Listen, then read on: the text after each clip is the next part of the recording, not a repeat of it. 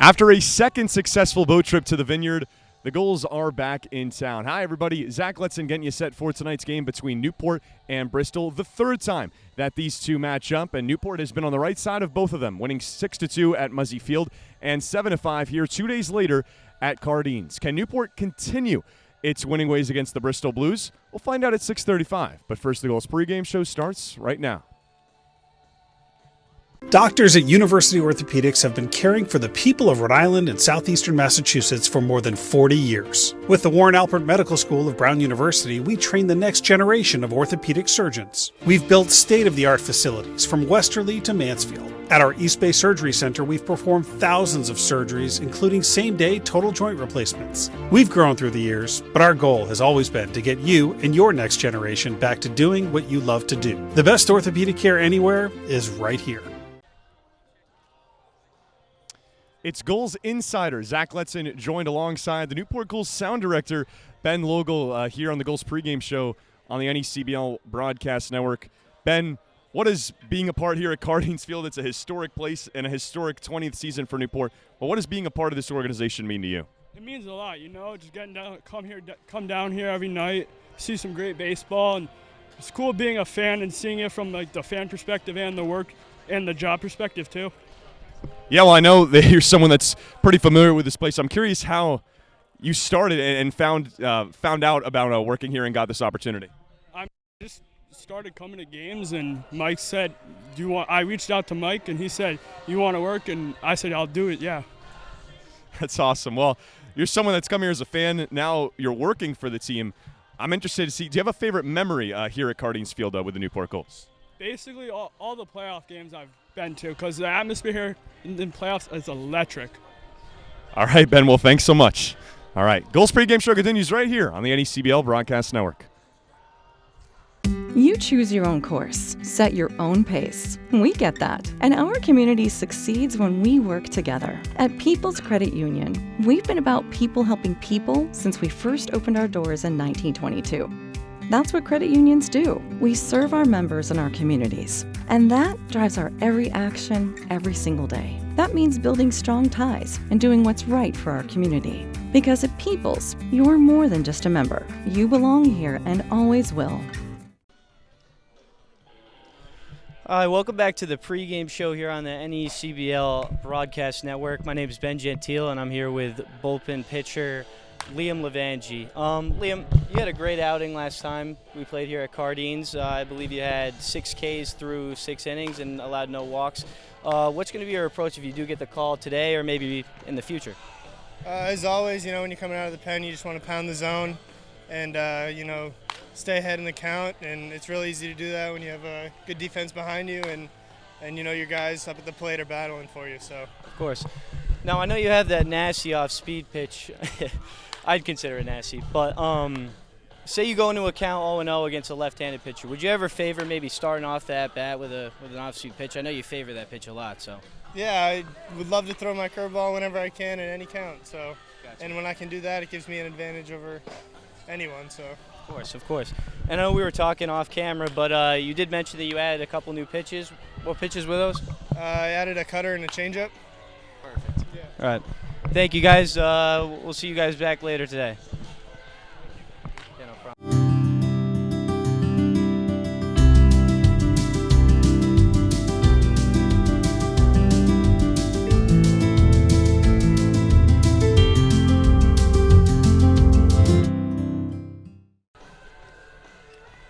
It's Gulls Eye View. Zach Letson joined alongside Logan Wood, the pitcher for the Newport Gulls. And Logan, you come from Michigan. Now you're playing here in Newport, here at the City by the Sea. How different is this for you, and how much have you just enjoyed playing summer ball here? It's been really fun. Having a great time down here with all these guys, meeting new guys. But it's really different. I mean, there's no snow down here, so we're not practicing in snow or anything. We're right by the beach, which obviously we don't have any beaches in Michigan, but other than that, it's been really fun down here. Well, your best outing of the summer came last night, a night ago, at Martha's Vineyard. 4 strikeouts in 2 innings, striking out the side. What was working for you, and how did you have so much success out there? I feel like everything was working when I came out of the pen. Everything was looking good. My catcher, Pete Ceruto, he did a great job back there. blocking balls, framing everything for me. So that really helped out with that tight zone he had yesterday. But all in all, I think, everything was really working well. My defense played well. It was a team effort there. Well, it was a big win that you played a big part in against the Martha's Vineyard Sharks, so one of the teams that you're chasing to win the division potentially this year. How does an outing like that, a big-time outing against a team like that, help your confidence as the season continues rolling forward? I think it helps a good amount. It helped me feel better coming from my last outing. But I think, we're just as good as any team out here. I think we could be the best team in this league, and we have a chance to win it all. But, yeah, I think it's also a good team confidence booster as well. All right, Logan, well, thanks so much for your time. Good luck out there. All right, pregame show will continue next here on the NECBL Broadcast Network. Take control of your financial future. Build a secure retirement, a college fund, maybe that perfect home. First Command has been coaching people since 1958. An advisor is ready to work with you on your journey today. Call Juan Garcia, a First Command advisor, at 401-846-9842 today if you're ready to get started with a complimentary financial plan. Welcome back to the Gulls pregame show here on the NECBL Broadcast Network. It's time for the Broadcasters Roundtable. I'm joined alongside the broadcaster for the Bristol Blues, Scott Gladstone, as well as Newport Gulls field reporters Ben Gentile and Ryan Medeiros. And Scott, I'll start with you.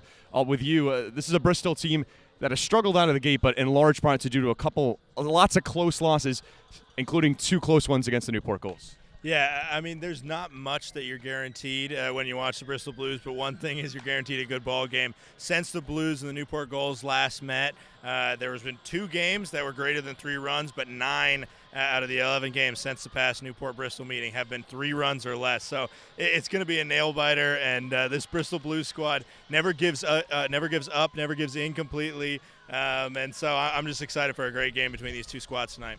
Yeah, and it's a team, as you mentioned, been on the short end and did have a little stretch where they had run 3 games before this cold stretch of recently.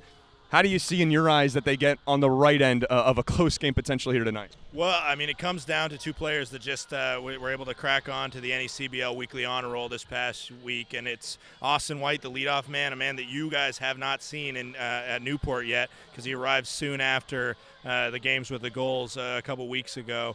He's just exactly your prototypical leadoff man, gets on base, finds a way. He was an all-star in the Futures League with Bristol in 2019, and he'll get on and he'll give pitchers headaches on the base paths. And then on the other side, on the mound, Jacob Moskowitz was able to get on the NECBL Honor Roll. He's the starter tonight, and he's just an absolute solid player. There's not a lot of NAIA guys in the NECBL, and he is a kid from California, goes to school at an NAIA school, Southwestern in Kansas, and he showed up the Ocean State Waves and pitched a really solid couple innings and really deserved to win, but the offense couldn't get it done, and he ended up getting no decision in Ocean State a couple days ago. So, I think it comes down to those 2, and the rest of the team will fall in place if they can lead by example.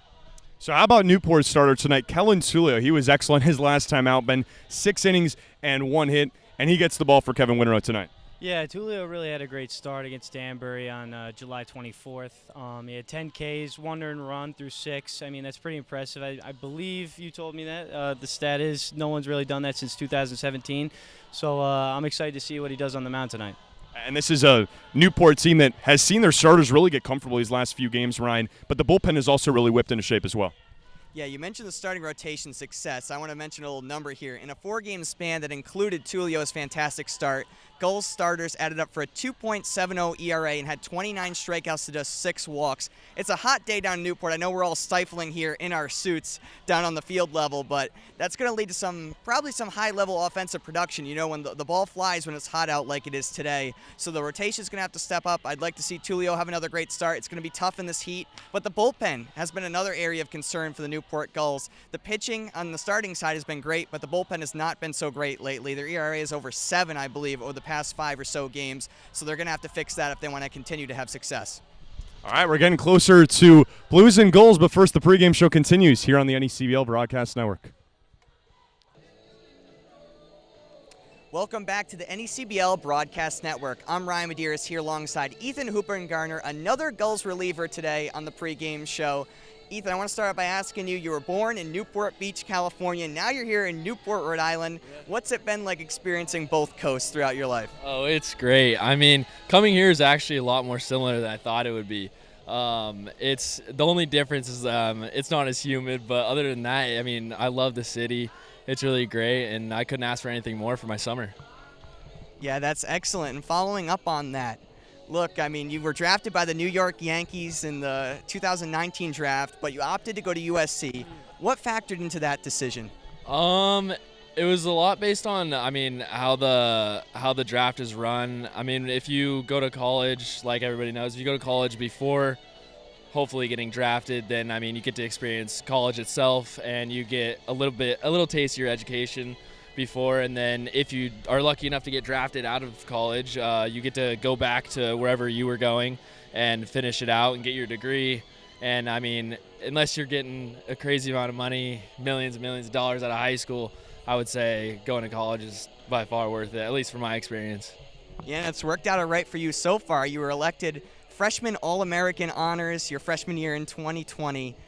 And that worked out pretty well for you. How exciting was it for you to become the first Trojan to be elected for that award since 2009? I was super stoked. I didn't even know. It was after, I mean, quarantine happened. We got sent back home, and it had to be about a week into quarantine. And my coach called me. I had no clue, and he was like, "Hey, you're a freshman All-American," and I was like, "Sweet, no way!" Like I was totally caught off guard, and then I thought about it a little bit more, and I was like, wow, like, what an honor. Like, I'm so proud of it, and I'll always remember it forever. And even though it was on the record, it was a 15-game season, so it wasn't a full season All-American, but I'll still take it.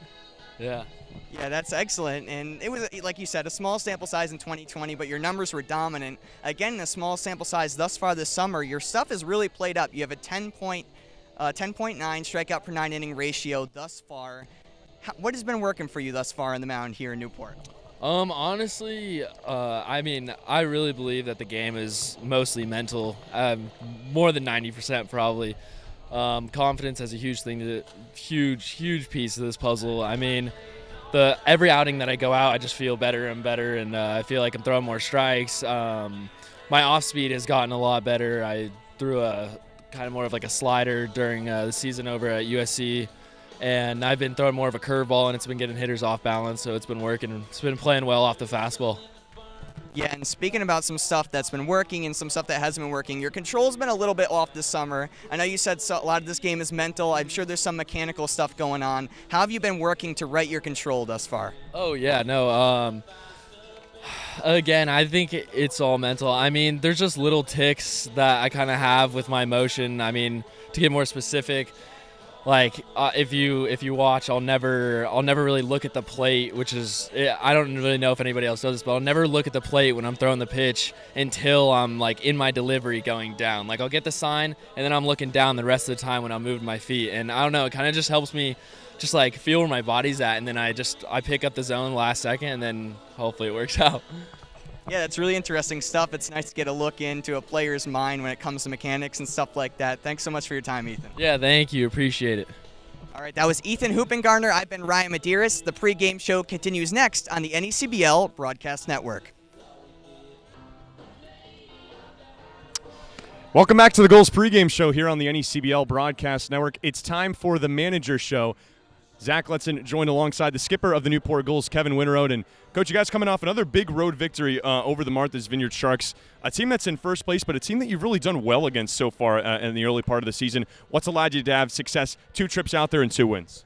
I just think, a lot of times when we're going out there, we're coming off maybe a subpar performance, and our kids are pretty good at, we may not play well one game, but we tend to come back the next and be a lot better. So I think a variety of factors, but we have played very well the 2 times we've been out there. Well, tonight on the mound for Newport, it's Kellen Tullio, someone that played exceptionally well.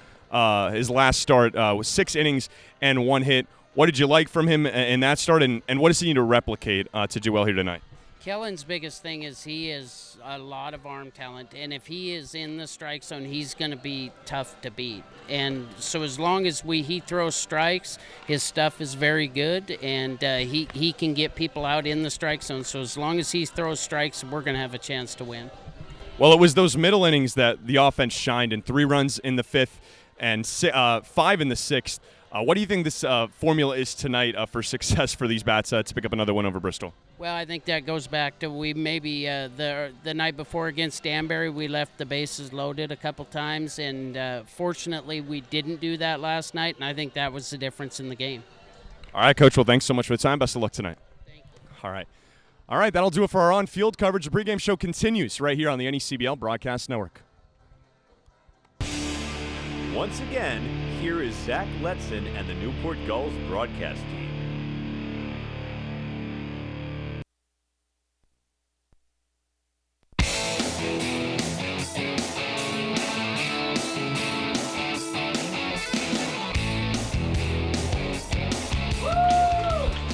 For the 3rd time in 2021, the Newport Gulls welcome the Bristol Blues, and with that, we welcome you to tonight's coverage here on the NECBL Broadcast Network. Zach Letson joined alongside the broadcaster for the Bristol Blues, Scott Gladstone, and the field reporter for the Newport Gulls, Ben Gentile. And we've had 2 games so far between these two this year. 2 games that Newport has been on the right side of Scott.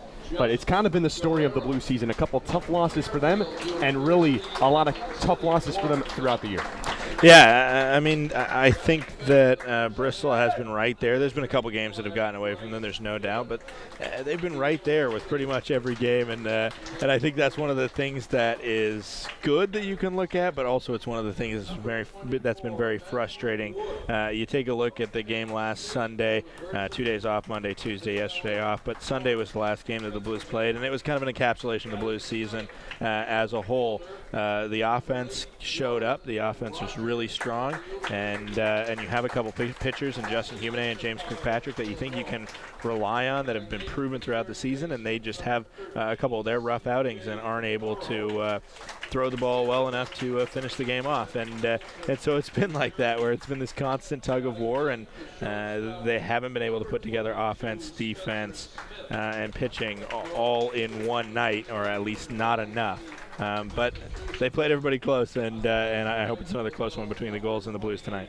Well, let's take you through the first 2 games between these 2 teams. Newport made the trip out to Muzzy Field, the first ever matchup between these two, with Bristol moving from the Futures League to the New England Collegiate Baseball League, and they won 6-2 thanks to 6 great innings from Jimmy Kingsbury. Then they came here. The game was scheduled for just a day later. It was moved to Tuesday because of rain, and Newport won that one as well by a score of 7-5. CJ Pitaro with a big late RBI single that helped put that game on ice for Newport. And I mentioned this is the 3rd time that these two have played.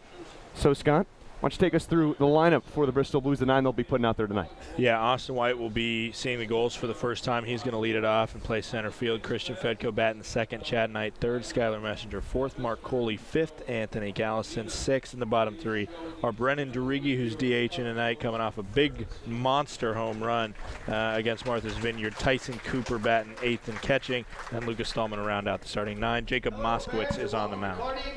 So that is what Bristol will send out, and then this is a Newport team that's had their ups and downs and picked up a big win against Martha's Vineyard, and Kellen Tulio, who is on the bump, and we'll get to the pitching matchup in a bit, but we can start by talking about Tulio coming off the best start of a Newport goal all season long. Yeah, Tulio really did have a great start against Danbury. He had 10 Ks, and his ERA has improved to 1.9 after that start. I wouldn't be surprised if he comes out hot tonight, but who knows? We'll see. All right, so that'll do it for our portion of the pregame show here. Let's send it down to Director of Operations Mike Falcone for tonight's opening ceremony and national anthem. They believe in a friendly, transparent, and pressure-free approach. Whether you want to buy a used car, lease a new Honda, they have excellent deals for all of you to enjoy. You can take advantage of their online car shopping tool, and you can access the digital retail tool called Click and Drive for easy transactions. They're your one-stop shop for all Honda needs on Aquidneck Island. Contact them at Sakuchi Honda to learn more and the best route to our Middletown, Rhode Island dealership.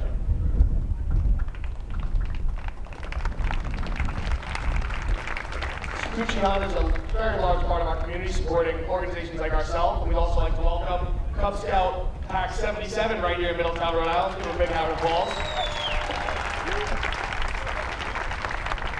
And now, prior to throwing out a ceremonial first pitch, let's give a big Carneysville welcome. Gary Rubin of Sakuchi Honda. Gary, over the last 20 years, has maybe missed a max of 5 games sitting right here at Carneysville. Now from Sakuchi Honda, throw out a first pitch. First up, Eve Flowermore. She's the internet sales consultant at Sakuchi, handles all content and creative marketing for the dealership, and monitors inventory, sets up appointments through the phone, and emails. Let's see what she does on the mound. Pretty solid.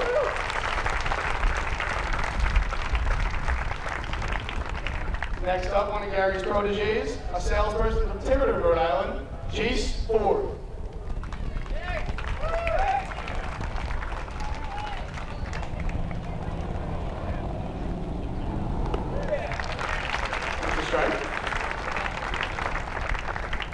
Last, but certainly not least, tech expert, Dylan Clark. He also loves Cheerios.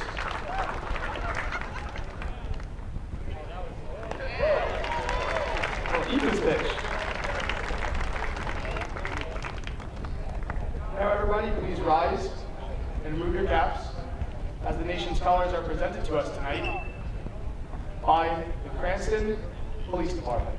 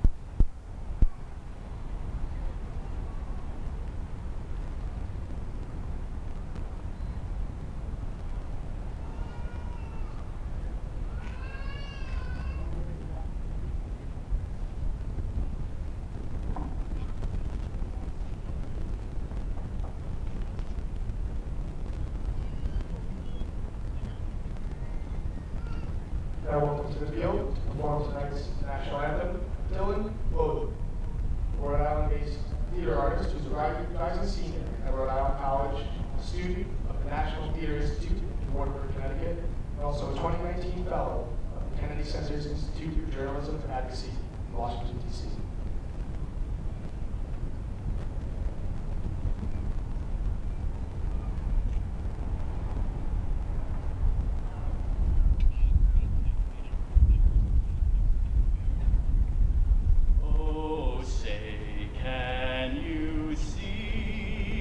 By the dawn's early light, what so proudly we hailed at the twilight's last gleaming, whose broad stripes and bright stars through the perilous fight o'er the ramparts we watched were so gallantly streaming, and the rocket's red glare, the bombs bursting in air, gave proof through the night that our flag was still there. Oh, say does that star-spangled banner yet wave o'er the land of the free and the home of the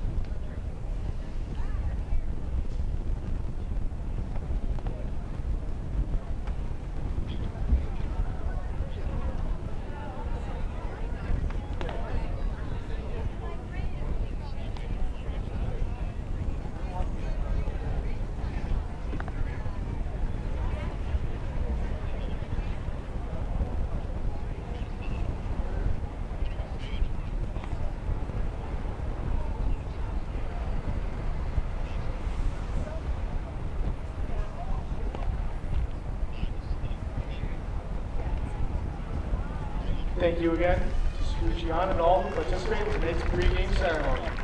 If you'd like to enter for your chance to win a car tonight, go out to the picnic area to sign up. Now let's get ready to play some baseball.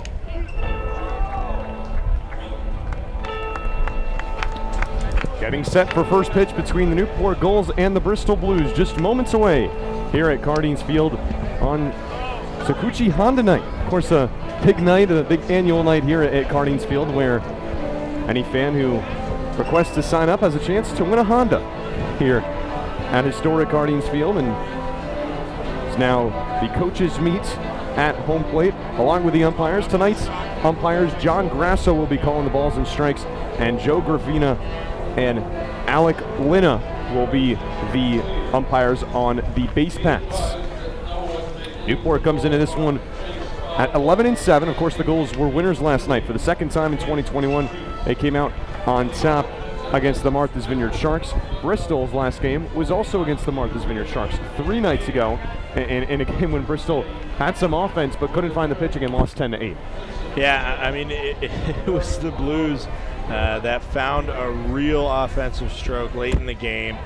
They were able to pull ahead in the top of the 7th, and they took advantage of a bases loaded, no out situation, a situation that they've had before and maybe only been able to come out of it with 1 run or something like that. They had that situation. They were able to cash it in, bases loaded walk, an RBI single, and then a 2 RBI single from Chris Davis. So able to really get some runs off that. But then, like I mentioned before, in the bottom of the 7th and the bottom of the 8th, it was a collapse from the reliable arms that we've seen in the bullpen. And I mean, that's just been the name of the game. There was also a monster home run by Brennan Derigi, which I mentioned in the introduction. He's feeling good. He's in the lineup tonight. And, I mean, there are some bats that are feeling good. They put it together on offense, and now it's going to see if you can get a quality start from Jacob Moskowitz, hand it over to the bullpen. 2 days rest is going to be really nice, and it was well appreciated by all the Bristol Blues relievers especially. Meanwhile, for the Gulls, they came out last night as winners against the Martha's Vineyard Sharks, 9-6, behind 3 runs in the 5th inning and 5 runs in the 6th inning that got it done for Newport. But the highlight of the night had to go to the center fielder, Kenny Oyama, who had his first home run of the summer and of his college career. As the very first batter of the ball game, he's out in center field, and Kenny Oyama and Kellen Tulio has taken the bump. Let's give you Newport's defensive alignment in the outfield as they've taken the field for the first time. Jordan Rogers is in left field for Newport, the Michigan Wolverine. Kenny Oyama in center field, Sam Cochran in right field, and left to right across the infield. CJ Pitaro at third base, Spencer Smith at shortstop, Dawson Brigman at second, and Bryce Hewlett at first base. Matt Wood, the Penn State catcher, back from injury, is behind the plate for Kellen Tulio with a fresh haircut on the mound tonight for Kevin Winterode's team, and he is coming off the best start by a Newport Gull in the 2021 summer. 6 innings and gave up 1 hit to the Danbury Westerners, 1 earned run. It was a solo home run from John Anderson, but he struck out 10. That is as important as any of the other numbers because he's the first Newport Gull to do that since 2017. That was a game that Newport fell to Danbury in the late innings. A major comeback by the Westerners, 6 runs in the bottom of the 9th inning, highlighted by a grand slam won them that game. And Kellen Tulio tonight, the Louisville Cardinal, will try to give his team an opportunity. A 1.92 ERA for the lefty on the mound so far this year. That is top 10 in the NECBL. 4 games. This is his 5th and his 3rd start, and has 15 punch-outs and 14 walks in 14 innings time. And if you're looking at this Newport Gulls team tonight, of course, you got the advantage with Tulio on the mound, but what are you looking at for them to try to get it done and get a 3rd win over Bristol? I think it comes down to just being aggressive at the plate. I talked about it last game against Danbury. I think there were a couple at-bats where they were taking first pitch strikes against a pitcher who was on, and I don't think that really helped them out. There were certain situations also where there were men in scoring position. I really don't think they came out aggressive. So overall, I just think tonight's going to be a different story, and hopefully they come out and get ahead in the count as a batter. Well, for For Bristol on the other side, we talked about it in the pregame show, Newport will be seeing someone they haven't seen before right away and right off the bat with Austin White. Yeah, Austin White is just so fun to watch. I think I've talked about this with you before, but I love base runners who just give a pitcher headaches by just dancing on the base path. So we'll see that if Austin White gets on base. But another thing that makes him so dangerous is that he gets on base a lot. 59 walks with the Bristol Blues as a Futures League All-Star with the team in 2019.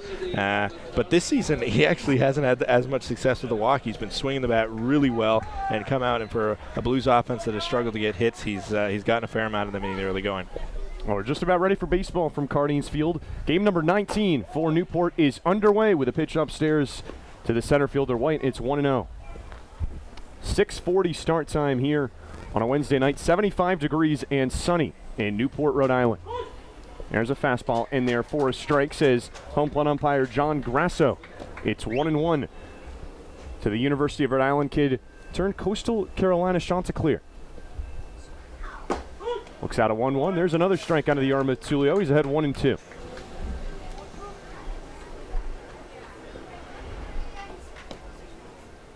Just 2 earned runs over his last 13 innings pitched for the Louisville Cardinal on the mound. And he pitches one on a ball outside, says John Grasso, and the count's 2-2.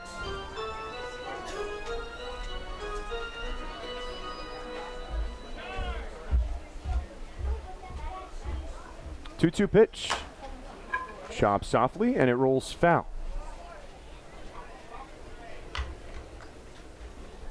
White, one of the many kids on this Bristol team from the state of Connecticut. A little bit different from what the Newport Gulls have, where only one Newport Gull is from Aquidneck Island, and you have players from California, all over the country. It's a Bristol team that has a lot of local kids, and White is one of them. 326 hitter with the University of Rhode Island Rams, a school that does have some Newport Gulls. 2-2. Breaking ball, it's just outside. Count runs full.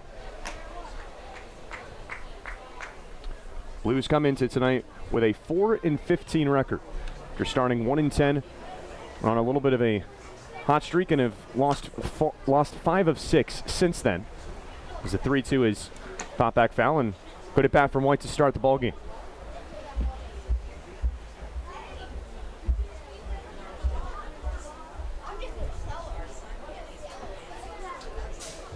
Payoff pitch. Grounded hard. Brigman is there on a few hops. Throws over to first in time. 1 away.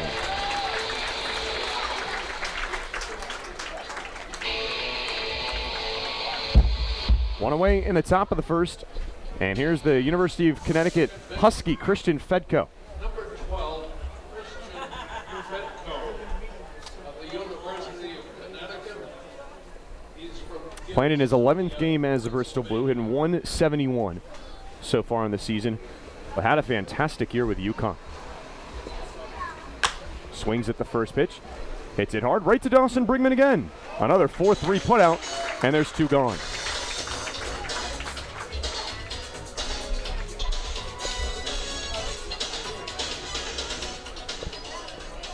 More of the same for Kellen Tulio so far in the early going. 2 easy outs. And now he's tasked with Chad Knight, the Duke Blue Devil, playing first base tonight. He's had a good start to the season with the Bristol Blues. Looks out a first pitch outside. One of the reasons Chad Knight's been so successful is he's brought to the Blues something that they didn't have before, clutch batting. He has the most 2-out RBIs on this squad, and he's going to need to continue that if the Blues are going to be successful. 1-0 comes in upstairs. 2 balls and no strikes to the first baseman. Yeah, his 13th game with the team, and you mentioned clutch hitting. 12 RBI in that span. That is the most on this Bristol squad. 2-0. Upstairs, good hitters count tonight. 3-0. Knight, of course, is on that Duke Blue Devils team that won the ACC tournament for the first time.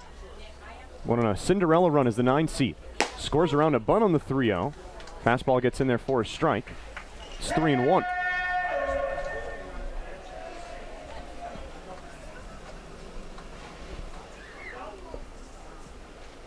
3-1 pitch. And therefore another fastball, and now from 3-0 to 3-2, he's worked his way back. Knight's first game with the Bristol Blues came against Newport. He is 1 for 7 in 2 games against the team. Swings and misses at the 3-2 for strike 3. So Kellen Tullio gets the Blues 1-2-3 in the top of the first, and we'll head to the home half. No score between Gulls and Blues on the NECBL Broadcast Network.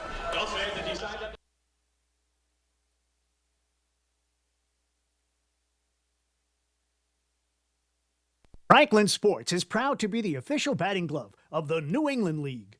This summer, the NECBL and its 14 organizations join over 200 major leaguers by wearing custom Franklin batting gloves as members of the Franklin family. To design your own custom pair of batting gloves, visit franklinsports.com and join the fam. Fans, the NECBL's broadcast network brings all of the action right to your home every night. Available on your desktop, laptop, mobile device, as well as your Apple TV, Roku, Amazon Fire TV, or Android TV device. Enjoy single-day passes for just $8. Purchase a weekly subscription for $20, a monthly pass for $40, or an all-season pass for $80. Head to watch.necbl.com for more information and for a full streaming schedule. The 2021 New England League All-Star Game will be hosted by the Newport Gulls at historic Cardines Field on Sunday, July 18th. Join the NECBL's best as they take to the diamond in front of scouts from every MLB organization at Cardines Field in Newport, Rhode Island. Visit asg21.necbl.com for more information. You, our loyal fans, will be selecting 2 players to this year's All-Star Game. Beginning on Monday, July 12th, fans will be able to vote for the final All-Star for each of the North and South Division teams. The player from each division with the most votes will be named to the NECBL All-Star Team and suit up with the rest of the All-Stars on Sunday, July 18th in Newport. Fan voting will take place online at vote21.necbl.com beginning. Whether you're an island resident or just visiting, the fastest way to get to the Cape and Islands is by taking the New England League's preferred partner, the Steamship Authority Ferry. Visit steamshipauthority.com for more information. The Newport Gulls, raising the bar in summer collegiate baseball, right here on the NECBL Broadcast Network. Want to know more about Newport Gulls broadcast? Have a question, comment, or suggestion? Email broadcast@newportgulls.com. Our all-volunteer crew strives to produce the highest quality broadcast possible, and we want to know how we're doing. Be a part of Newport Gulls broadcast and let us know what you think by sending an email to broadcast@newportgulls.com.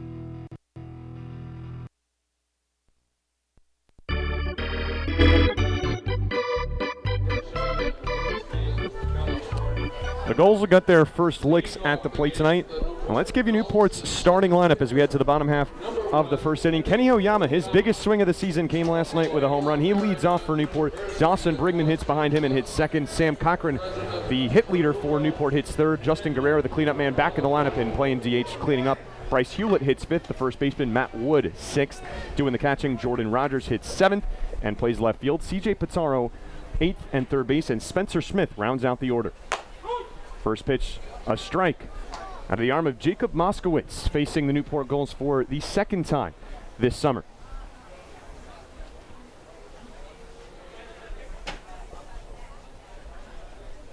A 1-2 Oyama. Fastball this time, it's too far inside. That's home plate umpire John Grasso, make it 1-1. Moskowitz, this is 5th game and 4th start. It's been one of the better arms for Bristol, a 3.37 ERA in 16 innings. 1-1.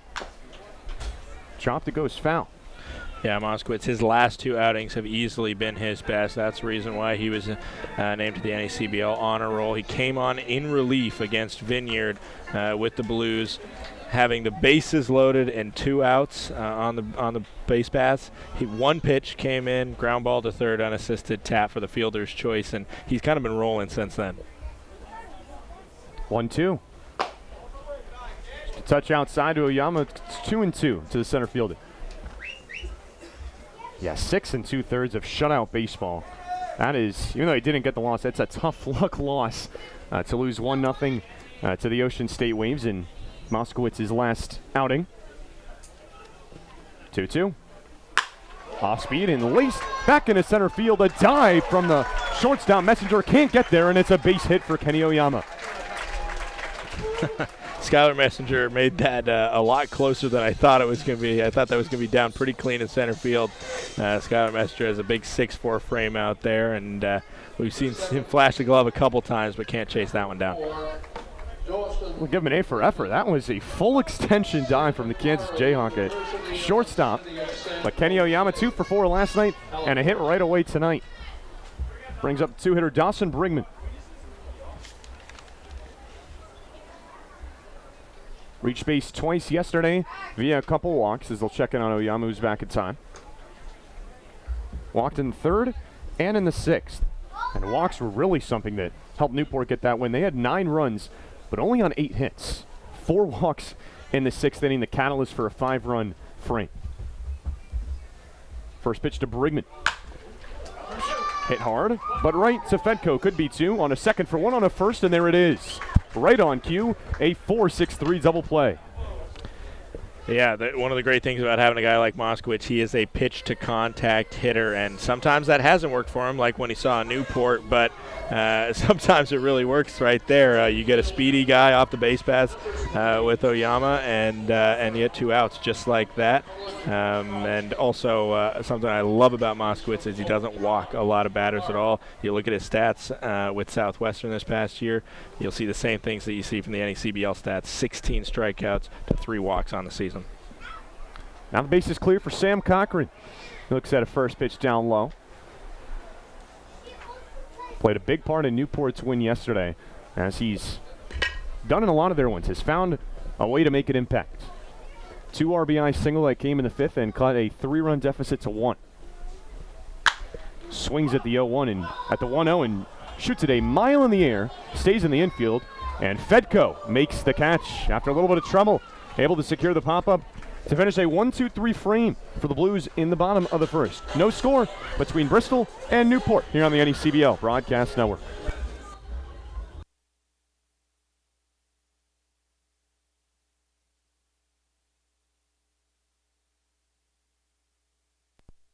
The NECBL's Broadcast Network brings all of the action right to your home every night. Available on your desktop, laptop, mobile device, as well as your Apple TV, Roku, Amazon Fire TV, or Android TV device. Enjoy single-day passes for just $8. Purchase a weekly subscription for $20, a monthly pass for $40, or an all-season pass for $80. Head to watch.necbl.com for more information and for a full streaming schedule. The 2021 New England League All-Star Game will be hosted by the Newport Gulls at historic Cardines Field on Sunday, July 18th. Join the NECBL's best as they take to the diamond in front of scouts from every MLB organization at Cardines Field in Newport, Rhode Island. Visit asg21.necbl.com for more information. You, our loyal fans, will be selecting 2 players to this year's All-Star Game. Beginning on Monday, July 12th, fans will be able to vote for the final All-Star for each of the North and South Division teams. The player from each division with the most votes will be named to the NECBL All-Star Team and suit up with the rest of the All-Stars on Sunday, July 18th in Newport. Fan voting will take place online at vote21.necbl.com beginning on Monday, July 12th. Top of the 2nd underway here at Cardines Field. No score between Newport and Bristol in matchup number 3 between these two. Thanks for joining us on the NECBL Broadcast Network. Zach Lutzen, Scott Gladstone, and Ben Gentile with you tonight as Skylar Messenger, the batter, flies the 1-0 out of play. It's 1-1. Messenger playing for the 2nd time here at Cardines Field, a place that he was expecting to call home in 2020. He signed with the Newport Gulls before the 2020 season. That never happened. He drives the 1-1 out of play.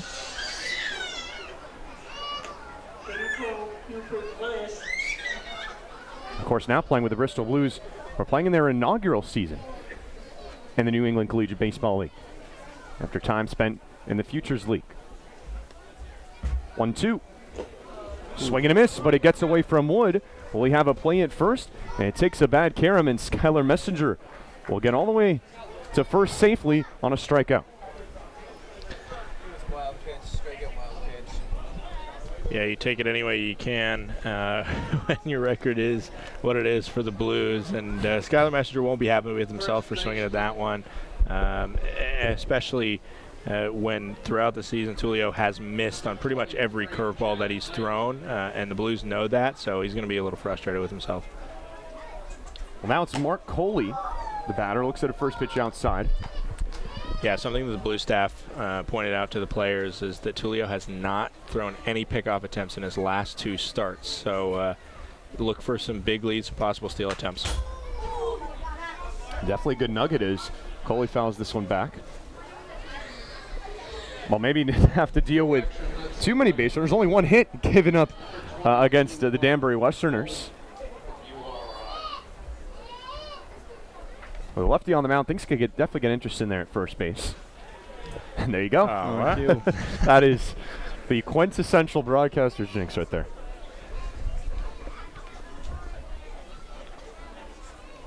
Coley at the plate, a 400 hitter in the young year with Bristol so far. One of the best bats on this team. Drives the 1-1 into deep right. Sam Cochran is there to make the catch for out number 1.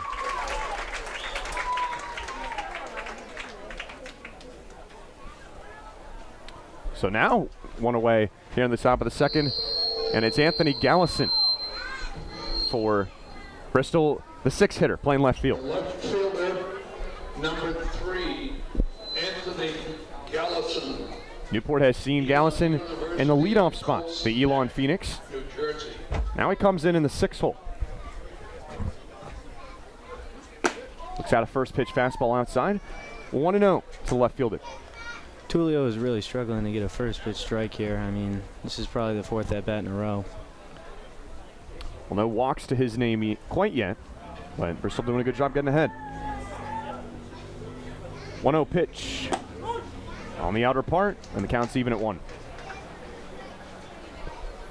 A 187 hitter is Gallison, but when he gets on, he will run the bases. Something that Newport has seen a lot this year. 6 stolen bases. Ran all over Newport. Those 2 games that the Gulls ended up winning. And one of the more memorable things that I took away the most from this Bristol team was how aggressive Anthony Gallison was on the base pass for sure. Yeah, and it has not let up. I mean, Austin White as well is kind of that same prototype. He's in there. Brock Murtha, when he's in the lineup, he does the same thing. And Anthony Gallison, another thing for him, he's tied for the league lead in triples with 2, which, of course, small sample size, small number, but he still has multiple. Takes a big swing and a miss. Throw down to second. Gets him by a mile. Well, it looked like a hit and run, and Skylar Messenger was out by a whole lot. What a throw by Matt Wood behind the plate to gun him down, and there's the second out. Yeah, Messenger for his size has surprising speed. He was 100% on the base paths trying to steal going into that attempt, and right there just didn't get a good jump, and a great throw from Matt Wood got him. Now the base is empty, and Tulio strike away from getting out of it.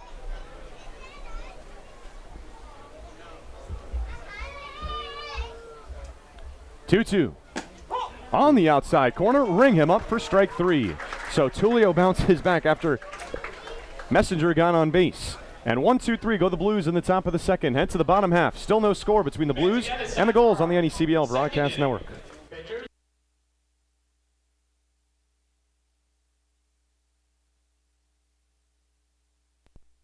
Our loyal fans will be selecting 2 players to this year's All-Star Game. Beginning on Monday, July 12th, fans will be able to vote for the final All-Star for each of the North and South Division teams. The player from each division with the most votes will be named to the NECBL All-Star Team and suit up with the rest of the All-Stars on Sunday, July 18th in Newport. Fan voting will take place online at vote21.necbl.com. NECBL.com beginning on Monday, July 12th. Zephyr is the official on-field cap of the NECBL. Also known as the Z-Hats, Zephyr is the authentic college hat with a loyal following of those who only wear the Z. Zephyr makes hats for over 800 colleges and channels that same energy and creativity into building custom hats of all types for pro sports teams, clothing brands, and companies everywhere. Make sure you pick up your Newport Gulls official on-field cap today. Fans, you, our loyal fans, will be selecting 2 players to this year's All-Star Game. Beginning on Monday, July 12th, fans will be able to vote for the final All-Star for each of the North and South Division teams. The player from each division with the most votes will be named to the NECBL All-Star team and suit up with the rest of the All-Stars on Sunday, July 18th in Newport.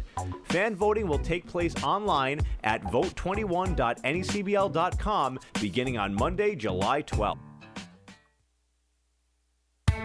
The 2021 New England League All-Star Game will be hosted by the Newport Gulls at historic Cardines Field on Sunday, July 18th. Join the NECBL's best as they take to the diamond in front of scouts from every MLB organization at Cardines Field in Newport, Rhode Island. Visit asg21.necbl.com for more information.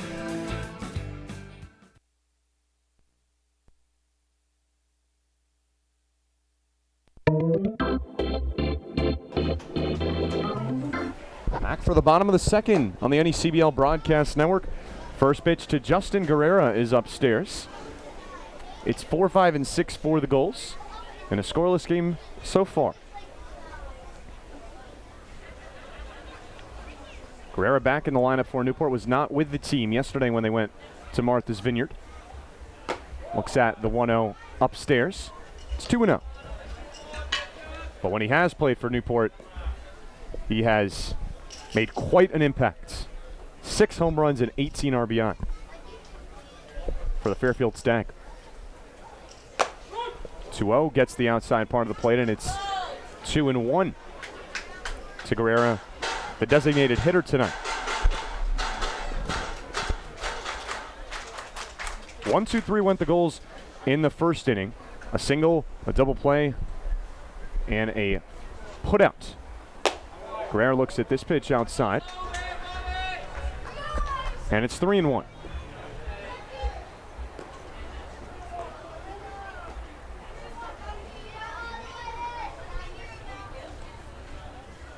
Four for 6 against the Bristol Blues in the first 2 games this year.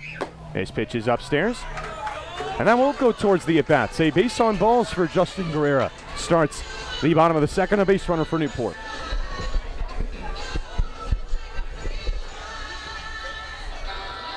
So Newport had the leadoff man on in the first and immediately had a double play. Can they have some better luck here in the bottom of the second inning? It's Bryce Hewitt, the first baseman and the 5-hitter. First pitch is inside, and Cooper gives a look down to Guerrera, who does have some wheels at first base.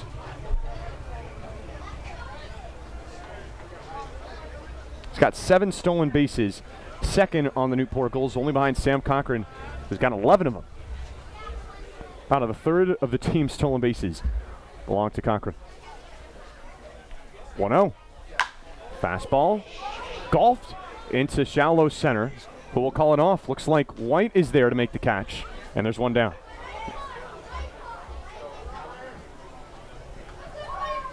There's the first down in the bottom of the second. The catcher. And here's Matt Wood, the Penn State catcher. Number 24. Yeah, having a couple words there with Tyson Cooper, his fellow catcher. I think we talked about this when they were both playing, or maybe just one of them was playing, at least in the home battle between these two for Bristol at Muzzy Field. Yeah, this Wood's 9th game of the year after the first 5 that he played was out with an injury. Drives the first pitch foul, one that he suffered in practice, so this is the first time that he faces Bristol this year. Was traveling with the team throughout all those games. Better call, Newport Glass.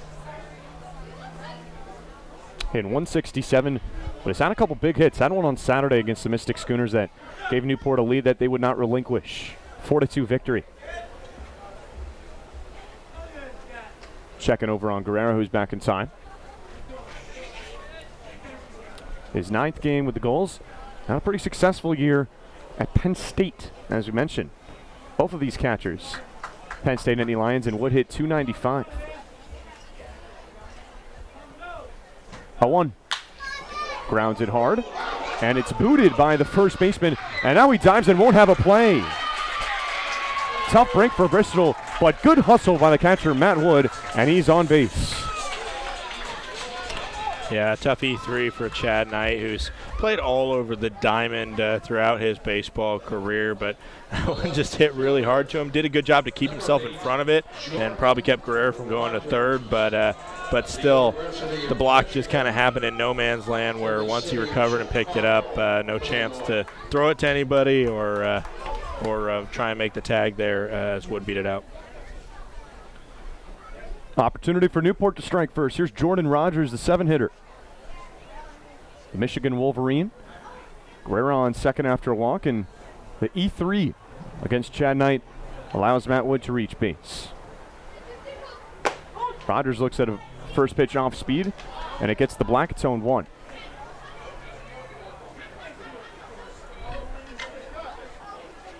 Three for 10 is Rogers in first couple games that he played against the Bristol Blues this year. Looks at this pitch and disagrees with the call. The home plate umpire John Grasso, but he gets the outside part. It's quickly 0-2.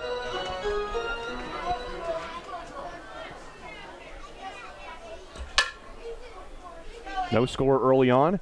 Newport has just one hit and Bristol no hits, but the biggest opportunity for either side so far.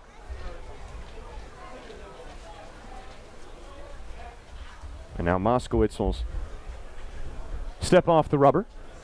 Of course, he did not give up any earned runs in that 1-0 loss to Ocean State. Has been great lately for Bristol.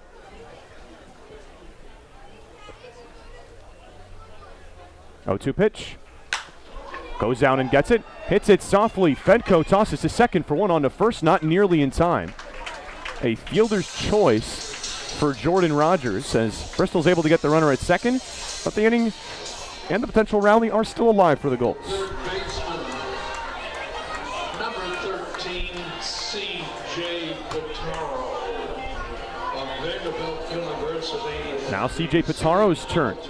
Rogers on third and Guerrero. Rogers on first and Guerrero on third. Walks up to God's Country by Blake Shelton.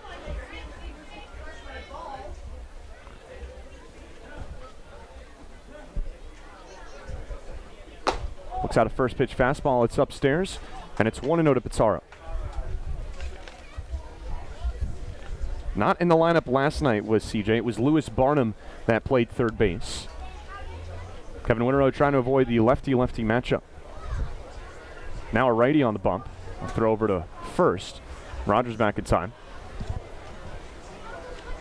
But CJ has been great when he has had his opportunities throughout the early part of the season. Hitting over 300, 302. And this is his 14th game.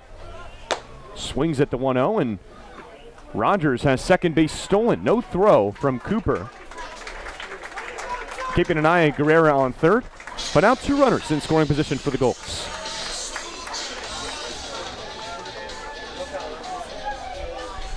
There's Pitaro that had a huge hit against Bristol in the bottom of the 8th the last time these two played. RBI single. Made it a 7-5 game. 1-1 pitch.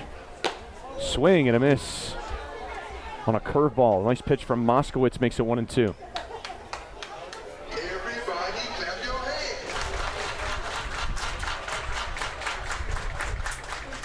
Five for 8 is Pitaro against Bristol, including that big hit.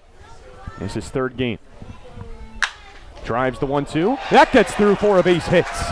Right on cue. One run is in, and here comes Rogers' throw to the plate. Not in time. C.J. Pitaro delivers against Bristol once again with a 2 RBI single, and Newport takes a 2-0 lead.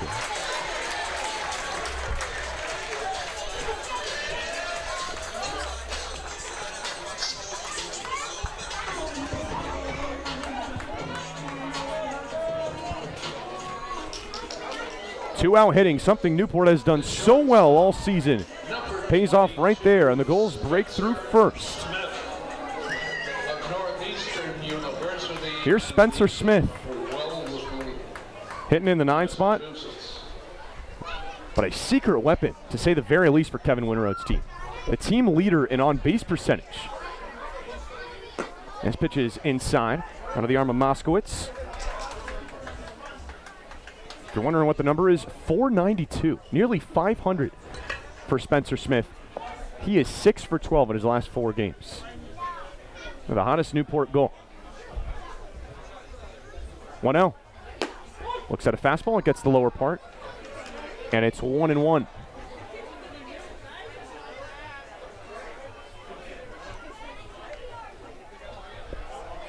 Northeastern Husky, 2 for 3 last night. And had a home run against the Bristol Blues last time Bristol came here. Went 1 for 2 in that game. 1-1. Big cut and a miss on a curveball. Went from the fastball to the breaking ball. It's 1-2.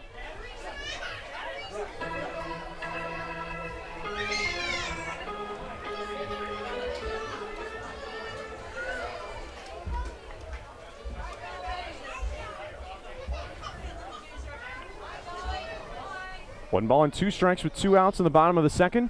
Newport has broke through for 2 in their half. 1-2. Breaking pitch, he chops it foul. Pitaro picks up RBIs 8 and 9 with that swing, and his 17th hit. Only Sam Cochran and Justin Guerrera have more on the Newport Gulls.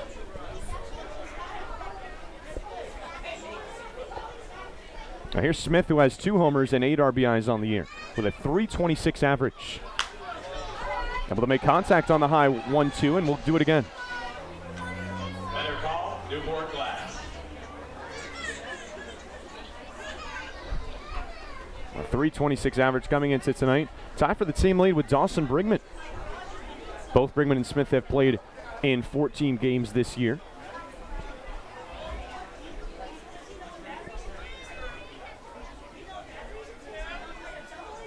One and 2 to the shortstop. The pitch. Too far inside, and the count's even at 2.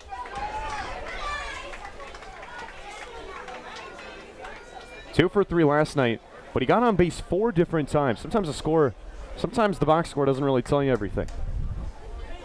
Walked in the 4th and in the 8th. And hustled out an infield single that kept Newport's 5-run inning alive in a 6th. This pitch is skipped in the dirt, gets away from Cooper, and Pitaro has second base easily. This is a good at-bat for Spencer Smith. He battled off 2 high fastballs that arguably could have been strikes, and now he's battled back to 3-2. So a battle indeed between Smith and Moskowitz. Pitch number 8 of this at-bat coming up. Newport looking for more. It's a 2-0 ball game. Payoff pitch. Outside for ball 4. Spencer Smith does what Spencer Smith does. His 4th walk. His 13th walk of the season. And Newport keeps their 2-out rally alive.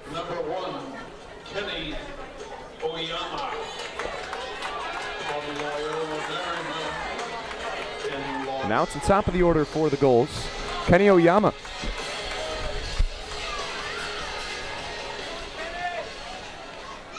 He led this game off with, led Newport's bottom of the first off, rather, with a single back up the middle. Messenger gave it a dive, couldn't get to it. But he was doubled up very quickly. The batter later, Dawson Brigman, grounded into a 4-6-3 double play. Side of first pitch, gets the outside part of the plate. 1-0 to Oyama. South Coast Health Player of the Game last night for the Newport Gulls. 2 for 4 with the first home run of his collegiate career against Martha's Vineyard. 0-1. Upstairs, 1-1.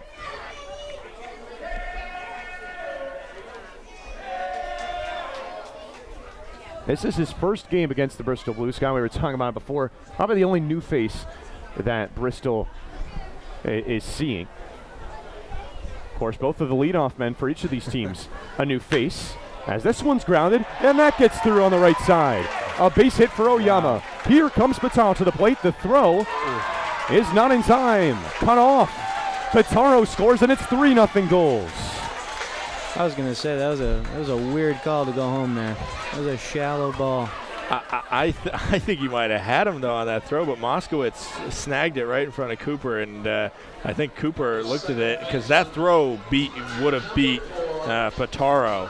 It did that look was like a good it. arm from Coley, and Coley has a really good arm, a really accurate arm, strong arm out there and right, and he went for it, and Moskowitz just stuck his glove there, and I mean, the good thing for Moskowitz is because of the error, all the runs on him for his personal stats are unearned this inning.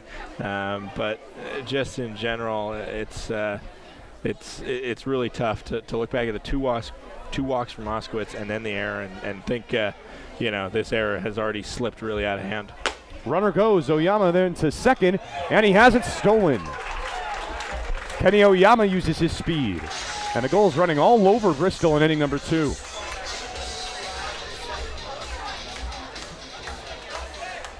Call for a mound visit here as Newport has rallied. All 3 of these runs coming with 2 outs. We'll take you back to how we got here. Justin Guerrero started the inning with a walk, a fly out to center field for Bryce Hewlett. But Matt Wood, big play where he was able to get to first, hustle out the first baseman Knight, who had booted a ball. And then Rogers reached on a fielder's choice, and CJ Pitaro, a 2 RBI single that opened the scoring, a walk for Spencer Smith, and Kenny Oyama, after a big night yesterday, picks up his 5th RBI with an RBI single that scored Pitaro to make it 3-0.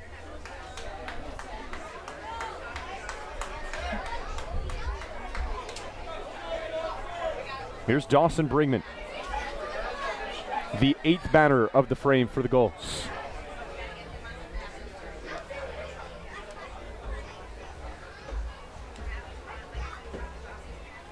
One-0 pitch.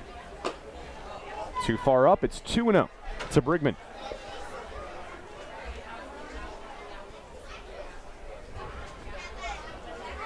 Oh for 1 today. A 4.63 double play as mentioned.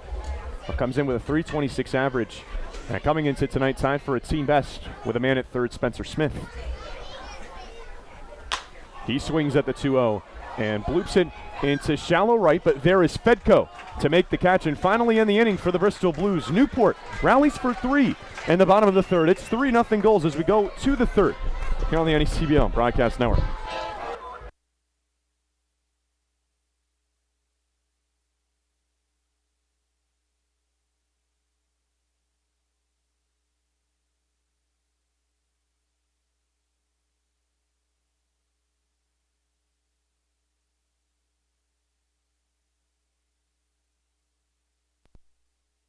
A New England League All-Star Game will be hosted by the Newport Gulls at historic Cardines Field on Sunday, July 18th. Join the NECBL's best as they take to the diamond in front of scouts from every MLB organization at Cardines Field in Newport, Rhode Island. Visit asg21.necbl.com for more information. You, our loyal fans, will be selecting 2 players to this year's All-Star Game. Beginning on Monday, July 12th, fans will be able to vote for the final All-Star for each of the North and South Division teams. The player from each division with the most votes will be named to the NECBL All-Star Team and suit up with the rest of the All-Stars on Sunday, July 18th in Newport. Fan voting will take place online at vote21.necbl.com beginning on Monday, July 12th.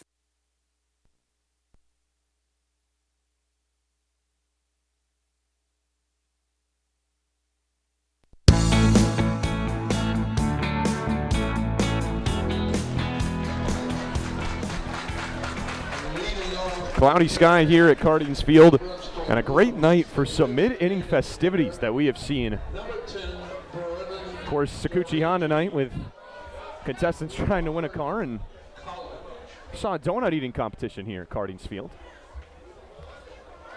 was a staple in 2019 as the first pitch seen by Derigi is driven deep into left field, and it one-hops the wall. Brennan Derigi, a big swing, and he slides into second with a leadoff double in the top of the third. Yeah, I've been saying since day one in this season that I think Brennan Derigi it was going to explode this summer, and it hasn't really happened yet. I mentioned already he had a big home run against the Martha's Vineyard Sharks on Sunday. He crushed that ball right there, perfect to the opposite side of the field, found the gap, and had enough wheels to get himself to second. And I still believe that he is probably one of the best power hitters on this Bristol Blues squad, and his success for the rest of the season could be very integral to the Blues' success. Well, now it's the 8-hitter Tyson Cooper, the other Penn State catcher in this game. This pitch gets away from Newport's Penn State catcher Wood. Looked like it may have hit the chalk line. Looked like maybe Wood was trying to let it hit the chalk line. Whatever the case, Derigi advances to third. Called a wild pitch from Kellen Tullio. And 2 pitches into this inning. Pass ball, from Matt Wood. And 2 pitches in. Now a runner potentially 90 feet away from score. 1-0. Upstairs to Cooper. 2-0. Played in the second of the 2 games between these two and went 2 for 4 in that game. Scored a run. 2-0 is outside. And 3-0 to Tyson Cooper. Yeah, and Kellen Tullio, stellar first couple innings, and then first pitch swinging, and Derigi finds good contact off him. Now we see him struggle a little bit with his control. 3-0 is upstairs, and just like that, a 4-pitch walk to the 8-man Tyson Cooper. And in the blink of an eye, now Bristol has the tying run at the plate. Yeah, and up comes Lucas Stallman, who I think is a really good guy for this type of situation. He has the highest percentage of at-bats with 6 or more pitches. And so for Kellen Tullio, somebody that, in theory, will likely make the man work. But maybe it might be 4 pitches if Tullio can't find the strike zone, because it's been 5 straight balls after that big double from Derigi. Well, Scott, I got to give credit. I have not heard a visiting broadcaster bring that kind of nugget to the table. 1-0 is high and tight, and right on cue, 6 straight balls from the Louisville Cardinal. It's 2-0 to the Boston College Eagle. Little ACC matchup going on. Of course, one of the more entertaining things I saw is when you guys played the Ocean State Waves, and Travis Honeyman, the other BC Eagle in this league, had the interview up in the booth as this pitch is upstairs. I was watching that, I think, on the bus at Danbury, and I was laughing. That guy, he's a great player and very funny guy. Yeah, I think you and I can both appreciate when interviewing and talking with players that just are willing to engage and just have fun, because that's what this is about. 3-0 is in there for a strike, so Tullio finally finds the zone. Yeah, it was came up to the booth. Of course, Tim Joyce, Ocean State broadcaster, housemates with Honeyman, so he has that connection, and maybe he felt a little more loose, but one of the funnier things I've seen so far this season. Big cut and a miss from Stallman on the 3-1, runs the count full. Yeah, and with this upcoming pitch being the 6th pitch of the at-bat, that's what we call a positive broadcaster's jinx. Exactly what I said. This is 35% of Lucas Stallman's at-bats have been 6 pitches or over, and this will add to that. The 6th pitch is in there for strike number 3. Kellen Tullio from 3-0 down, bounces back with 3 straight strikes, and there's a big first out. The center fielder brings up the top of the order, and Austin White, the center fielder, played in his first game against the Newport Gulls and his 7th game as a Bristol Blue. Carolina University. He represents the tying run at the plate after Brennan Derigi began this inning with a double, and a 4-pitch walk was issued to Tyson Cooper. He's had a first pitch strike. He's hitting .385 coming into tonight. 10 hits in his first 6 games. Impressive start. 3 RBIs to show for it as well. 0-1. Too far outside, and the count is even at 1-1.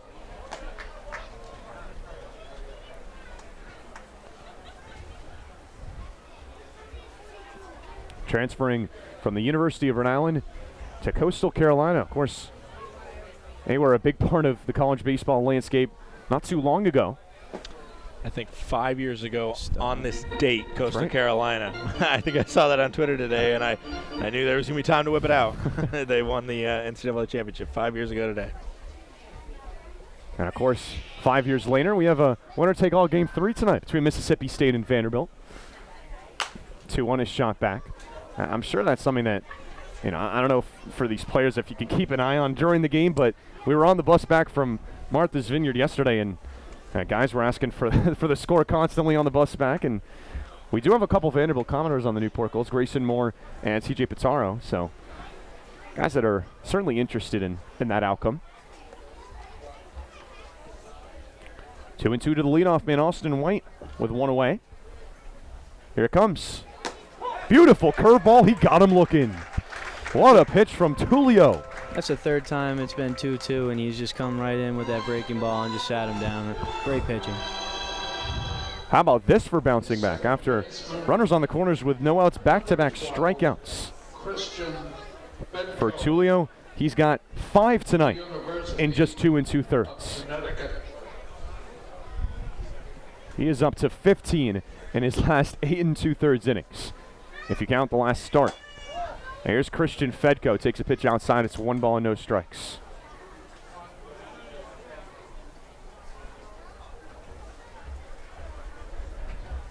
Just finished his junior season with UConn as the team captain. Had a pretty good year, hitting .295. Looks at another pitch out of the zone upstairs to Fedko. It's ahead 2-0. 0 for 1 today. He grounded out to Brigman for the second out. It was a fairly quick top of the first for Kellen Tulio. This a bit longer of an inning. 2-0. Fastball shot back. It's 2-1. Better call, Newport Glass. Of course, what played with UConn in the South Bend Regional. Something that the Newport Gulls know a lot about because 2 of their players, the Michigan Wolverines, were also in that regional. Takes a big swing and a miss. Looked like he was fooled by that pitch. It's 2-2. Made the all-tournament team in that regional. 6 hits, a pair of doubles and a pair of RBIs.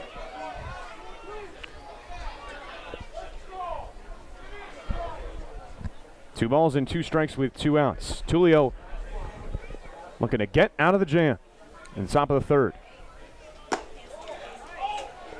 Too far outside by a whole lot, and the count runs full. Chad Knight to follow if Fedko can keep the inning alive. 3 balls, 2 strikes, and 2 outs in the third. The pitch. Curveball. He got him looking. Oh, Kellen Tulio in a groove to end the top of the third inning. He strikes out the side and leaves Bristol scoreless in the top of the third. Head to the home half. It's Newport 3, Bristol nothing on the NECBL Broadcast Network.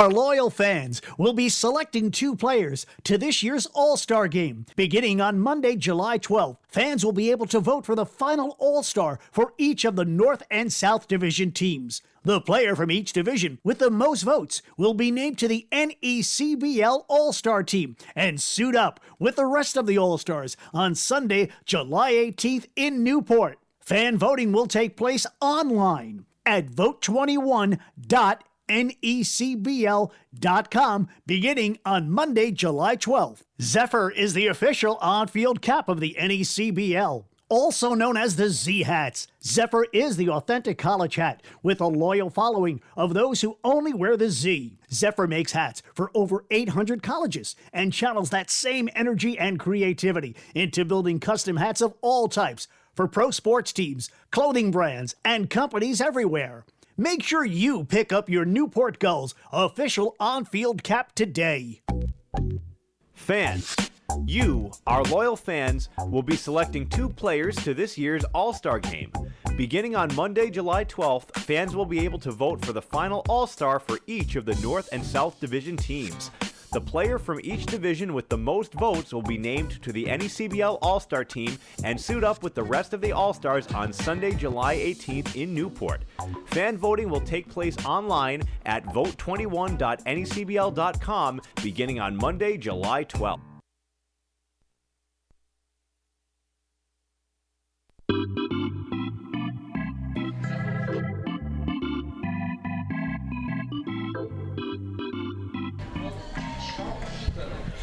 What a job by Kellen Tulio to get out of trouble in the top of the third. With runners on the corners, strikes out the side and keeps us at a 3-0 Newport lead as we head to the home half of the third. Sam Cochran to lead things off. Looks at a first pitch that's way outside. It's 1-0. Yeah, when we look back at, I mean, every situation for the Bristol Blues this season, that's one of them that has kind of encapsulated the first month of this season. Runners on the corners, no outs. You have to find a way to get somebody across the plate. 1-0 is too far inside to Cochran. 2-0. That's something that can really shape your team. Newport did an excellent job of that 2-out hitting. It's what got them the 3 runs on the bottom of the second. Hits from C.J. Pitaro and Kenny Oyama. 2-0 is upstairs, and it's 3-0.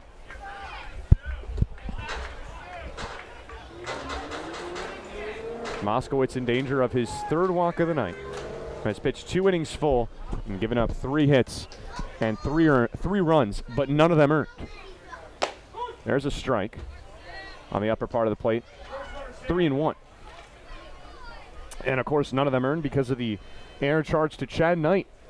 That would have theoretically been the 3rd out with Newport striking for all 3 with 2 outs in the bottom of the second. 3-1 is way outside, and Sam Cochran earns his team leading 15th walk of the season, and Newport with the leadoff man on aboard to start the 3rd. Yeah, Moskowitz, I mean, just in general, I mentioned he doesn't walk a lot of guys. It's one of the things I love about him, but this already, I mean, just today he's doubled his season total in walks. 4 appearances, he had 3 walks, and not even 2 innings, or not even more than 2 innings right now, and he's already had 3 today. Here's Justin Guerrero, who has one of those walks. Cochran off and running, and he's in a second easily. Sam Cochran, he does it again. That is his 12th stolen base. And this his 17th game played with the team.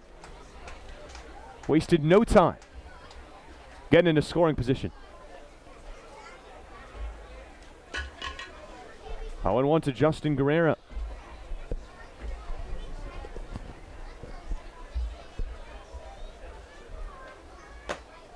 Set this one outside. It's 1-1.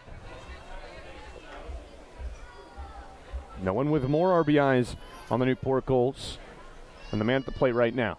18 of them. Love another one right here. And in the cleanup spot for Kevin Winterode's team tonight. Drives the 1-1 hard and near Kevin Winterode, but sharply foul.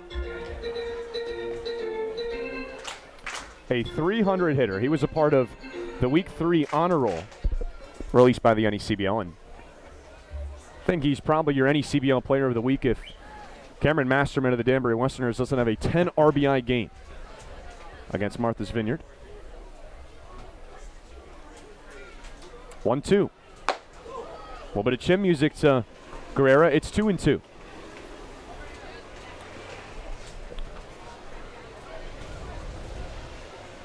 In the heart of the order, of course, for the Gulls, Bryce Yillen and Matt Wood to follow. Still nobody out.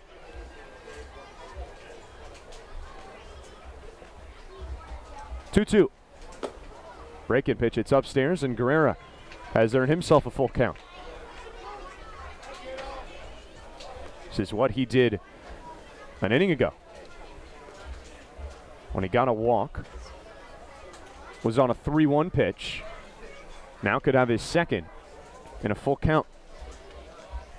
With Cochran, Newport's 3rd walk of the game, standing at second base. 3-2. Upstairs, and there it is. Justin Guerrero with his 2nd walk of the night. And it puts runners on first and second for the Gulls. Yeah, and that's exactly the time when it looks like Tyler Keith, who's bullpen catching tonight, is going to jog down to the bullpen and start somebody warming up, because in general, if Jacob Moskowitz gives up a couple hits, that's not a huge call for concern. He's a pitch-to-contact hitter.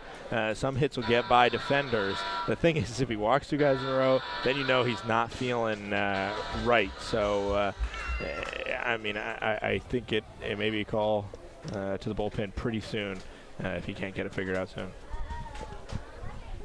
Here's Bryce Hewlett. He looks at a first pitch way outside. 16 strikeouts and 3 walks. One of the more impressive marks I've seen in the NECBL, but tonight that's essentially flipped. 3 walks and no strikeouts for Moskowitz. 2 of them on the base paths right now. Cochran at second and Guerrero at first. Hewlett drives the 1-0 off the glove of Moskowitz, forcing Fedko to move in the other direction, but he gets the out at first. The only play that he had for out number 1.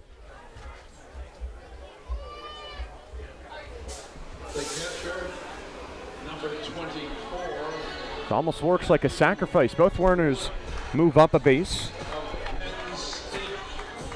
2 fastest runners arguably on the Newport Gulls. Cochran at third and Guerrero on second, and now Moskowitz will have a chat with his infield.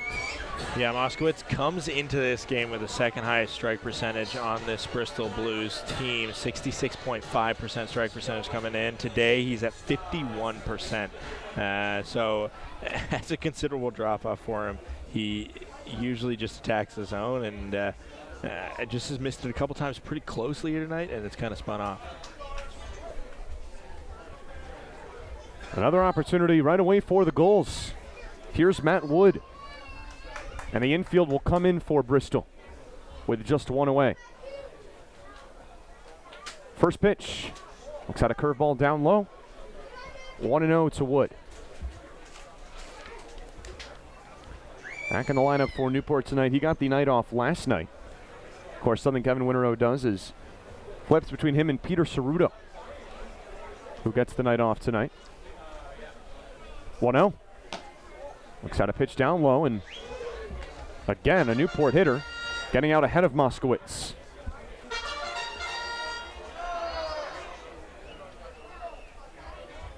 Two walks for the Gulls in this inning. Not needed to do a whole lot of work. 3 hits on the night to go with their 3 runs. Swinging at the 2-0 is Wood. And now it's 2-1.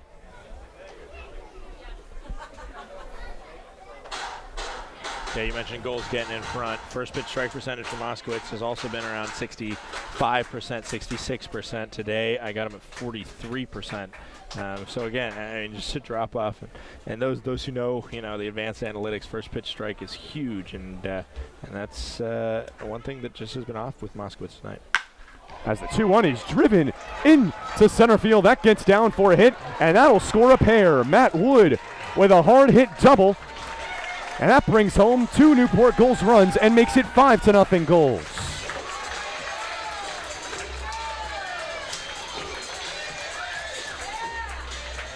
What a start for Newport in the first 3 innings. 3 runs in the second, 2 more here in the third. And it could be the day for Moskowitz, as here comes the Bristol infield. And the manager looks like that'll do it for Moskowitz on the bump. So Newport has rallied and scored 5 here in the early going against Moskowitz, and the day is done for him. We'll have the new pitcher for you on the other side here on the NECBL Broadcast Network.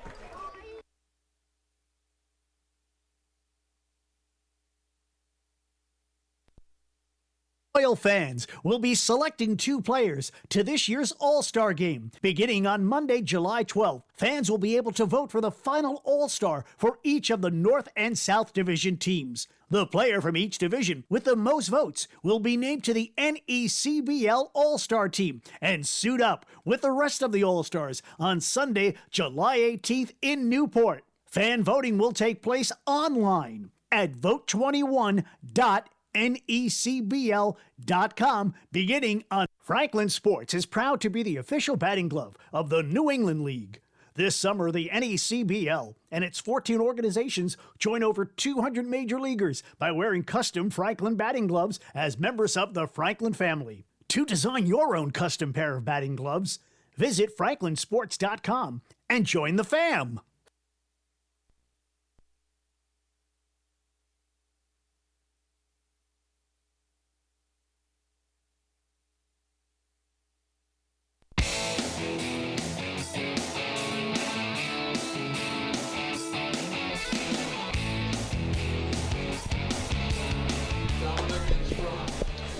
A pitching change for the Bristol Blues. The first call to the bullpen we have seen at Cardines Field tonight as the day is finished for Jacob Moskowitz and Dominic Agrone, the first arm out of the pen for Bristol.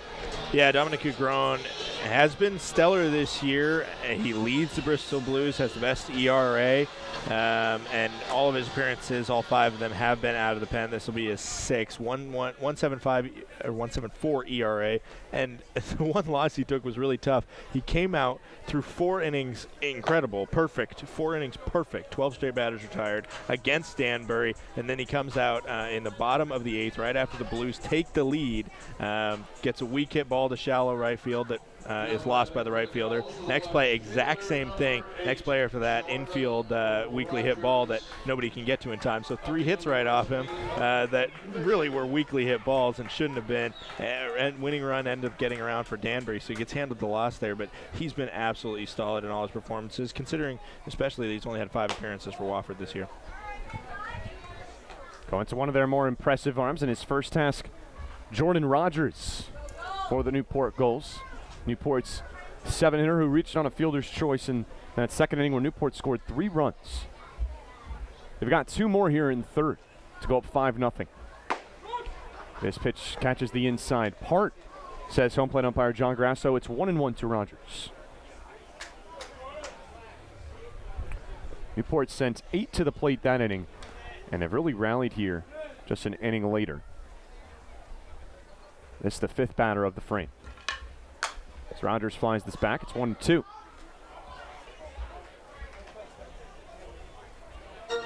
Inning began with Sam Cochran, who walked. Justin Guerrera followed him with another walk. And after Bryce Hewlett grounded out Matt Wood with a big swing, an extra base hit that brought home both Cochran and Guerrera to make it a 5-0 Gulls lead. 1-2. Swing and a miss from Rogers. And there is the first Bristol Blues strikeout of the night for out number 2 here in the third. The third baseman, number 13, C.J. Pitaro of Vanderbilt.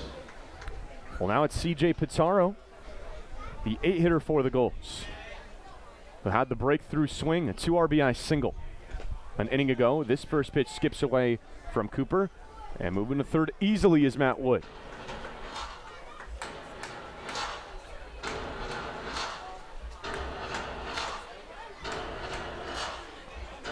One for one with that 2 RBI hit.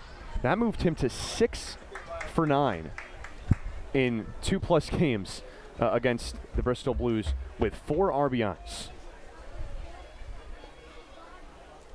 Has had their number so far. Ahead 1 ball and no strikes. The pitch. Chopped. Probably playable for Fedko. Takes a rough hop. And now he bobbles the baseball and can't field it. That scores another run for the Newport Gulls as Wood touches home plate. And it's 6-0 Gulls. Yeah, Christian Fedko had a perfect fielding percentage coming into that one. He will not leave with it. Another error for the Blues and another error that results in some runs for the Gulls. Make it 3 for the Gulls in the bottom of the third. And here's Spencer Smith as Newport now about to go through their entire lineup for a second time in the first 3 frames. And Smith, not an at-bat tonight, but he walked in that in the second inning. Looks at a first pitch strike.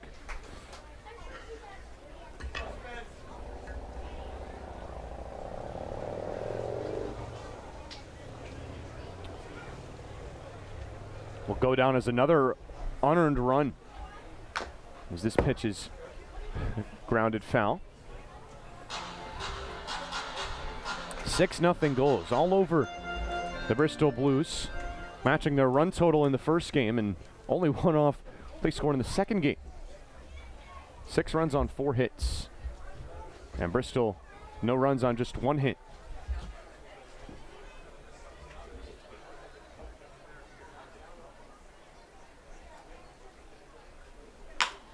Is grounded softly. Who will make a play on it? A spin and a throw over to first, and the throw gets away.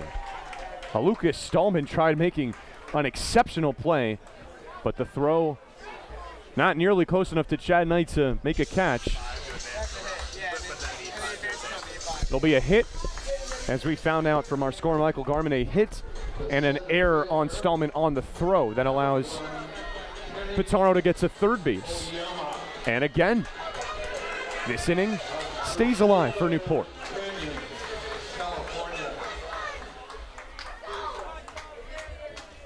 Now it's the top of the order. For the third time tonight already, Kenny Oyama gets his opportunity. And what a start to the night he has had. 2 hits. Drives the first pitch he sees in a straightaway center, playable for White.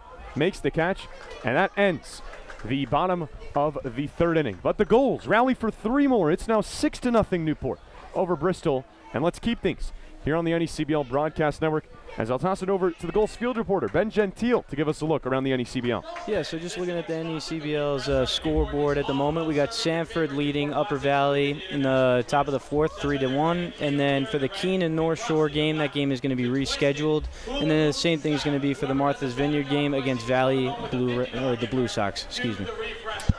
Well, they're playing a part, of course. We had heard a little bit about potential thunderstorms here tonight, and crossing our fingers that doesn't play in effect. But whatever the case, we're still playing baseball, and the Newport Gulls out ahead 6-0 of the Bristol Blues as we head to the 4th inning. And you know what that means. I'll hand it over to Scott Gladstone to take us through innings 4, 5, and 6. Scott? Thank you very much, Zach. Kellen Tulio back out on the mound, the southpaw. And he will start off this inning versus Chad Knight, who was left on deck in that key situation. Runners on the corners, and could have represented the tying run at the plate. Would he have gotten there? But instead, it was a strikeout and then handed over to another 3-run inning for the Newport Gulls. It makes it 6-0 in favor of the home Gulls right now over Bristol. Final warm-up pitch is thrown, and Chad Knight, the new catcher, will step up 0-for-1 with a strikeout swinging. Yeah, you never know what a missed opportunity could do. It was in that inning. You have the tying run at the plate with no outs, and Kellen Tulio, I think, gave that Newport Gulls team a lot of momentum. He comes right back and strikes out the side. Really impressive to see for Tulio, who has worked well with a strikeout again with 6 of them, and then he gives that momentum to the offense, who scores another big 3 runs. Only 1 hit allowed by Tulio. That was a big opposite field double by Brennan Drighi that started off the last inning. First pitch to Chad Knight in the zone. Count is 0-1. Tulio, that was pitch number 50 for him on the day. Swing and a miss there. So Chad Knight behind 0-2. We've seen fairly equal time between him playing catcher and first base. A little bit more first base this year. He's also DH'd a couple times since arriving. In the dirt there. Count is 1-2 now.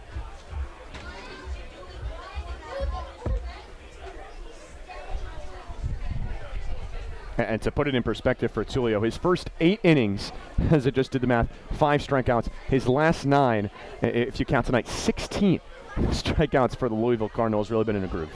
That one up high. Count is 2-2 now. Trying to work back into it.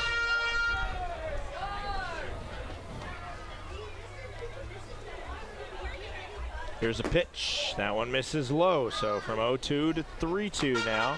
For those paying attention, another scoreboard I'm sure we'll be trying to look at today is that Game 3 we mentioned earlier. 3-0 Mississippi State right now in the top of the second over Vandy in the winner-take-all Collegiate World Series.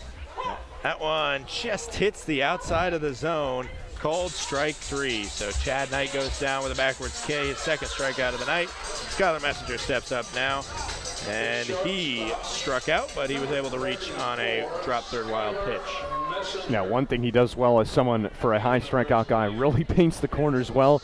And when you're in a groove, you're in a groove. That is 4 straight batters that have gone down by way of the K. The 0-0 now to Messenger, misses on the outside. Just a little bit off where he threw that pitch versus Chad Knight. They got the punch out. That one misses the plate, however. Count is 1-0 for Tulio versus Messenger. Swung on, fouled back. Count 1-1 now.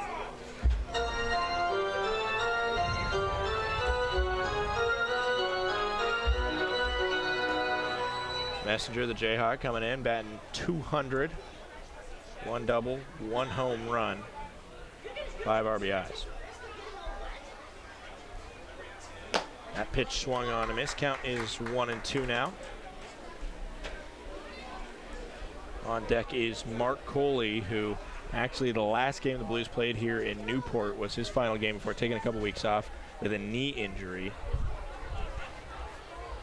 Come back strong as that one goes down the third baseline. Foul. Count stays 1-2.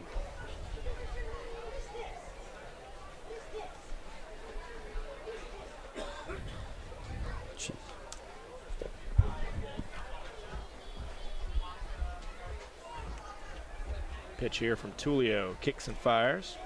Breaking ball. Late swing from Skylar Messenger. Just get enough of it.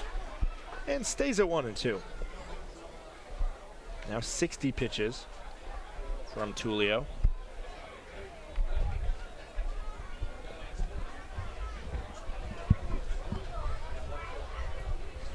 And swung on and missed. Another K for the Louisville Cardinals southpaw. And he continues one of his best outings of the year.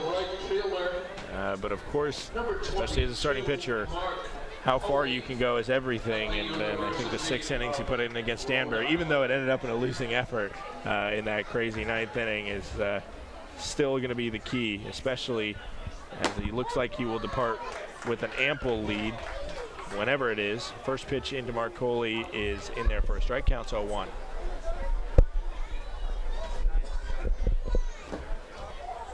Misses. Count even now 1-1. Coley, the Rhode Island Ram, flied out to right field his first time up. Put a good pop on it. Have to get close to that high right field wall, as that one will have a good pop as well, but this one way more up than out and into the glove of Brigman for out number 3. The Blues goes down with a strikeout, and a pop out. We'll be back for the bottom of the 4th.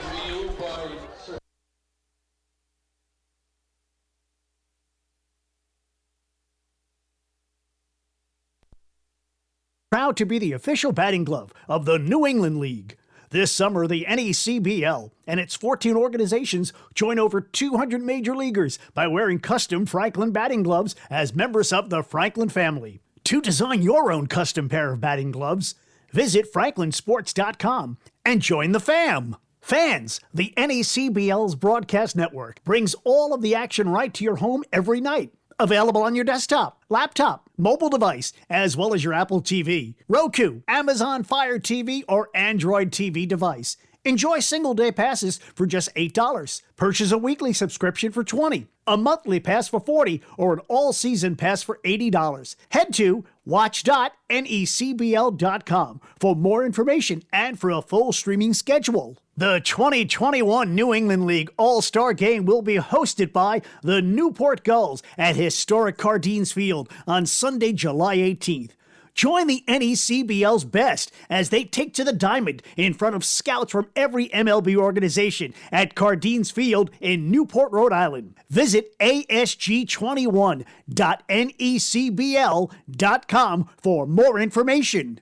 You, our loyal fans, will be selecting 2 players to this year's All-Star Game. Beginning on Monday, July 12th, fans will be able to vote for the final All-Star for each of the North and South Division teams. The player from each division with the most votes will be named to the NECBL All-Star Team. Suit up.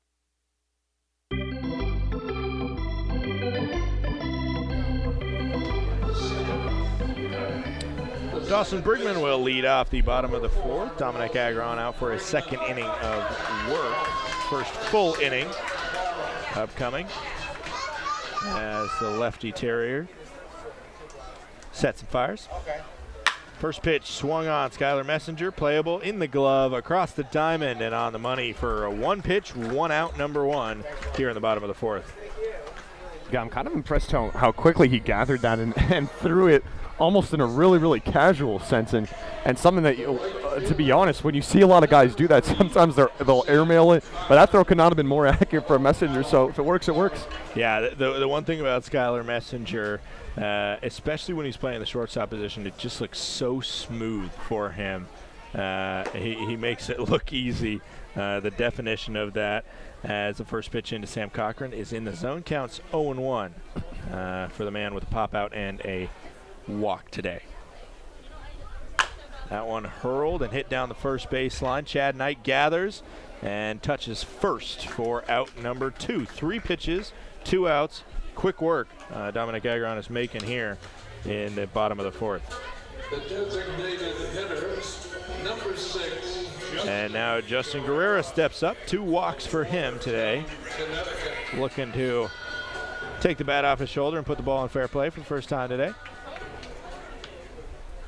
He'll do it as he sees pitch number 4 this inning from Dominic Agron. Just misses the zone. Count 1-0 now. And I don't think it's a complete coincidence. When Justin Guerrero was in the lineup against Danbury, this is something he does, is he gets a lot of walks. And something that you've seen, I think pitchers nearly, in a way, will have a little different of an approach to seeing him at the plate with the damage that he's done this year. Yeah, you mentioned he's wrecked havoc on the Blues before. As that one misses, count now 3-0 to Guerrero, the DH tonight. And I don't even think that necessarily. You're absolutely right. He is wreaked havoc against the Blues, but I don't even think this is a Blues thing where they're specifically the only team that is pitching to him a certain way. That one is down the middle, so getting a strike there. Count goes to 3-1.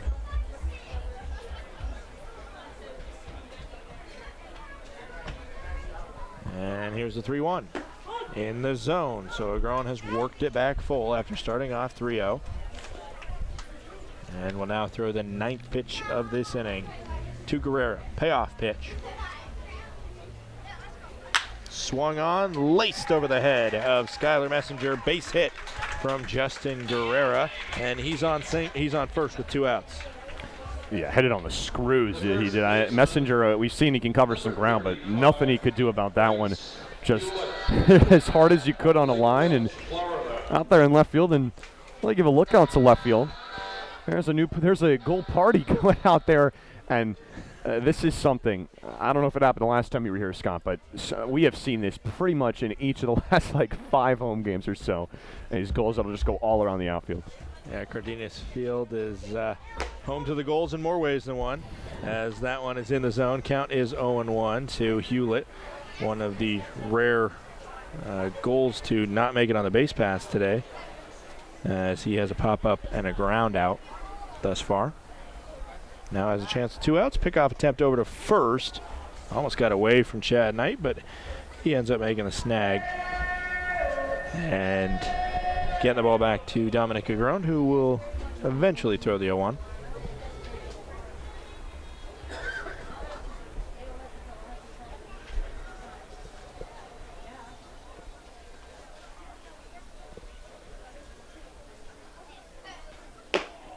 In the zone. So now it will be 0-2 for Hewlett. This at-bat starts the opposite way that Agron's matchup with Guerrero did. That one went 3-0 before going back full. This one 0-2. Agron fires. Waste pitch misses up and in. Count is 1-2. On deck is Wood. Rogers is in the hole for the goals here. Bottom of the fourth. 6-0 Newport leads Bristol. The goals have moved to center field now. Some of them have. Check swing there, but gets enough on it. Barehanded play by Messenger. And now it will end up working out as that was Guerrero rounding, seeing nobody on third, and saying to the Blues if they're going to run into each other, then he might as well head to third. But a good recovery by Stallman, takes the hit and is able to scamper back to third, and kind of a weird throw out to get out number 3, but they all count the same, right? We head to the top of the 5th. Don't go anywhere on the NECBL Broadcast Network.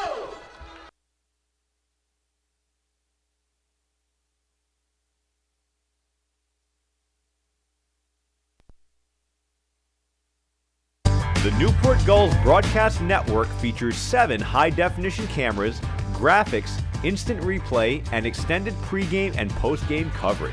Watch the Gulls all season long every Friday night on Your View New England.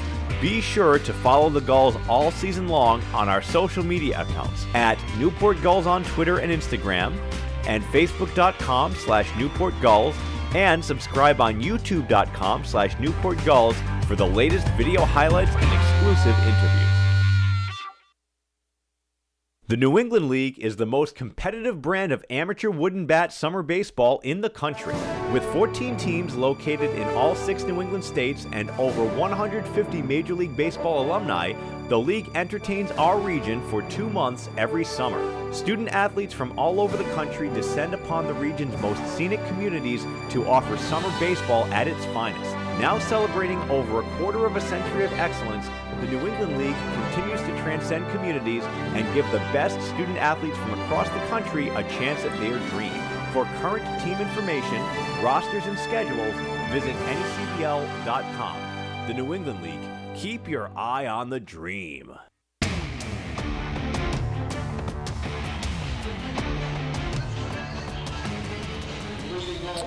Top of the 5th here as Kellen Tullio steps back out on the mound. 64 pitches for him. The only good thing you can credit the Blues offense with doing today is driving the pitch count up fairly quickly, as first pitch from Anthony Gallison is fouled back. Tullio, maybe 1 more inning, 2 more innings possibly, but the pitch count is getting up there. And, of course, you're going to be very wary of him. Anthony Gallison now fouled 2 straight, and so the count is 0-2 to the Elon Phoenix outfielder.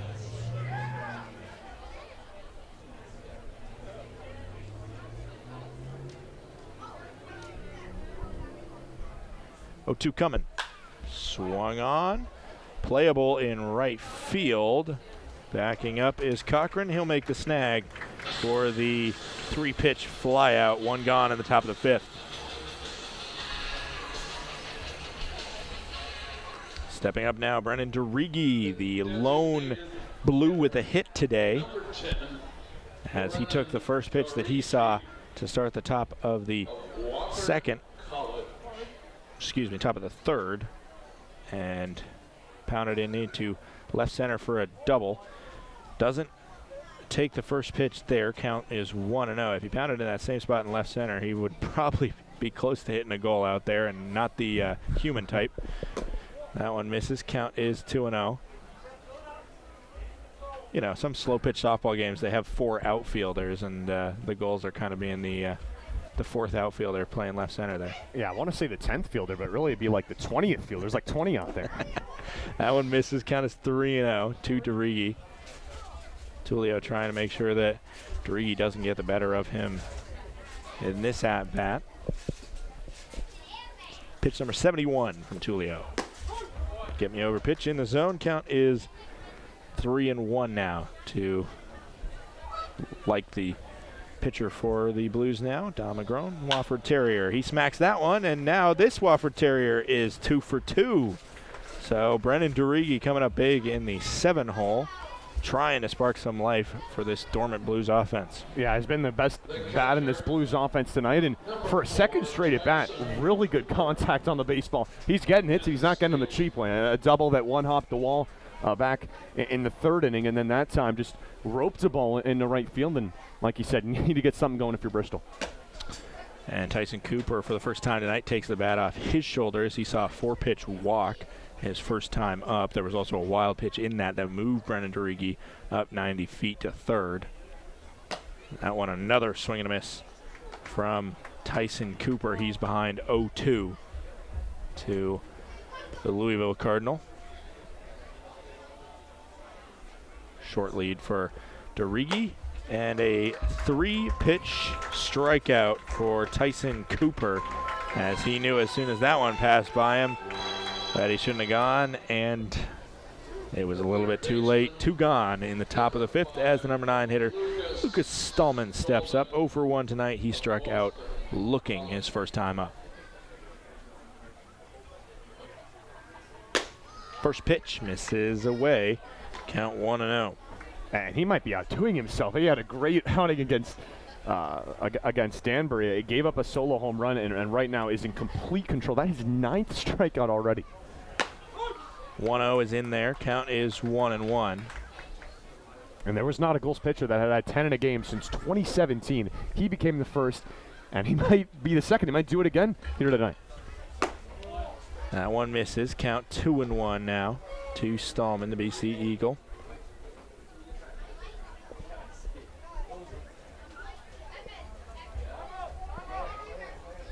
Steps off to Tulio. 9 strikeouts and 1 walk for him. I know the Blues coming in were thinking that, yes, he has a lot of strikeouts, but he also has a lot of walks on the season. And so if you're able to sit back, maybe he'll pitch himself into trouble. That one is swung on and missed. And the quick throw down to first is not in time. DeRigi slides in safe. Count is 2-2, 2 outs, and the runner on first. Here in the top of the 5th, 6-0. Newport leads the Bristol Blues.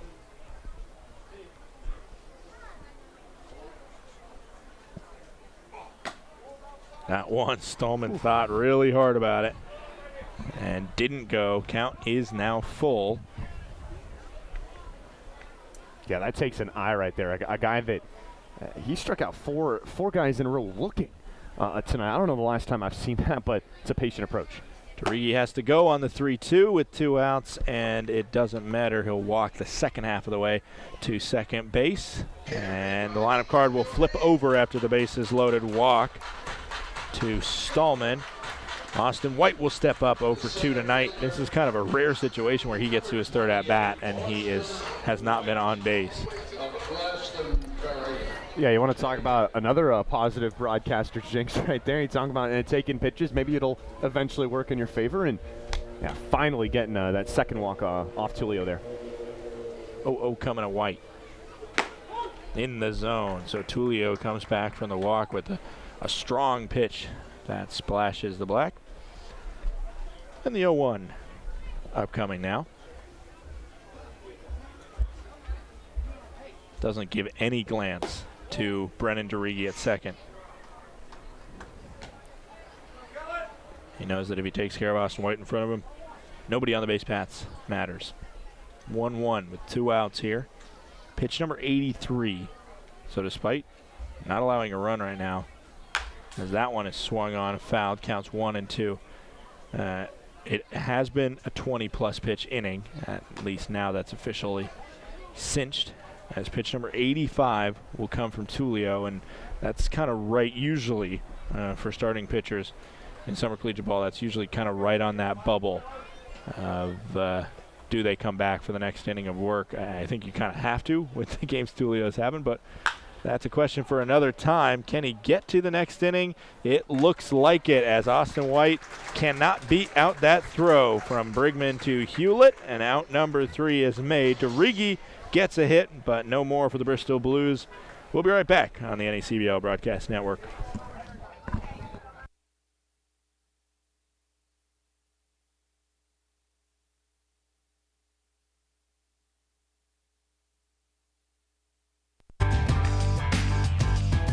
Franklin Sports is proud to be the official batting glove of the New England League. This summer, the NECBL and its 14 organizations join over 200 major leaguers by wearing custom Franklin batting gloves as members of the Franklin family. To design your own custom pair of batting gloves, visit franklinsports.com and join the fam. Franklin is the official batting glove of the New England League.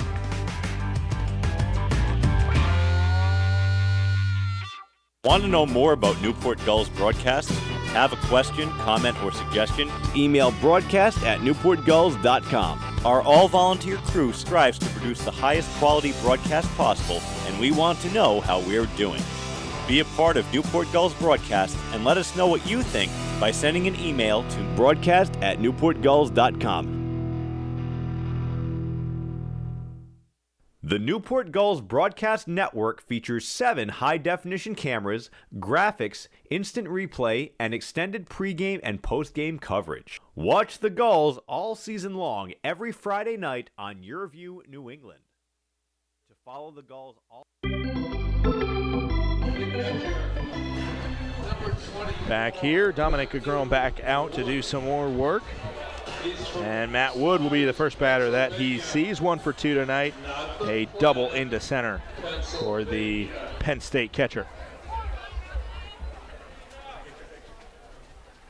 First pitch in the zone from Agron. Agron's favorite candy is Reese's. Where do you lie? What's your favorite candy, Zach? Man, Reese's is a very good pick. Oh boy, put me on the spot here. That one's 1-0 counts.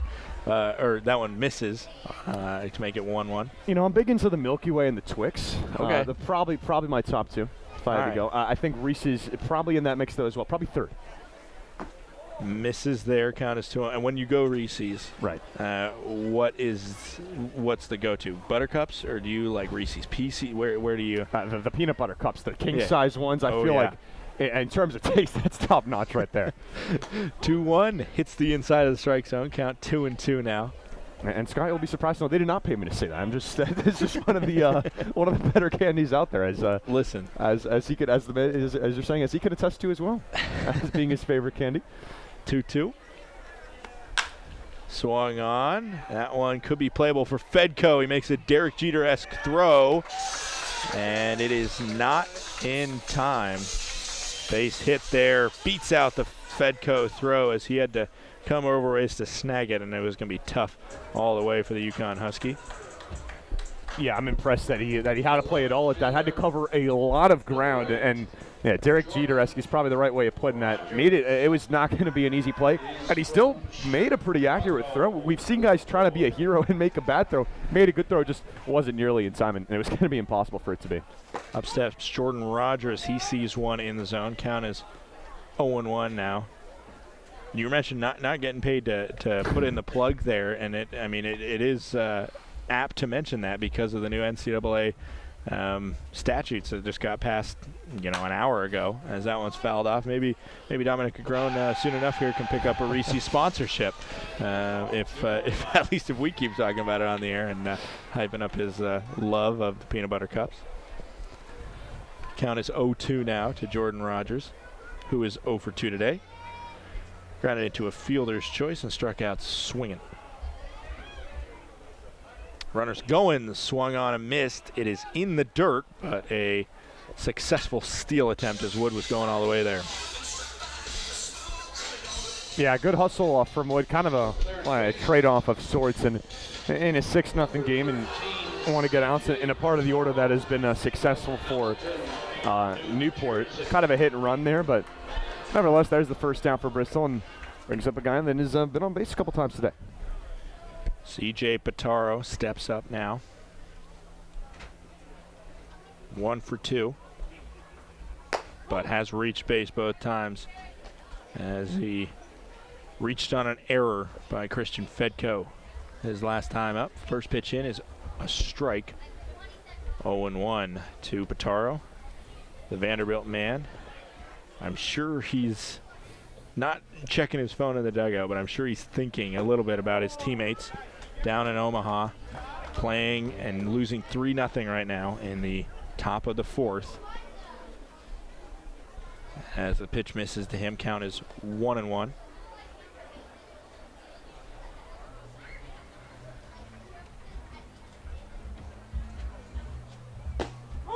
That one just hits the lower part of the zone. Count is now 1-2. The Vandy infielder.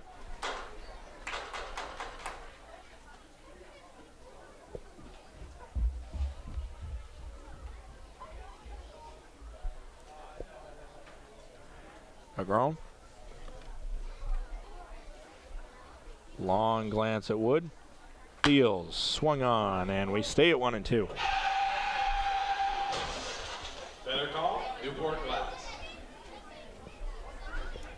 Keep your shoes on when you leave the park. Count stays 1-2, 1 out here. Wood on second. Swung on and just got a piece of it, and then not being able to handle it. I don't know if it hit the dirt before it. I think it came into the throwing hand of Cooper there. He has to shake it off, but seems fine now. 1-2. We'll come again.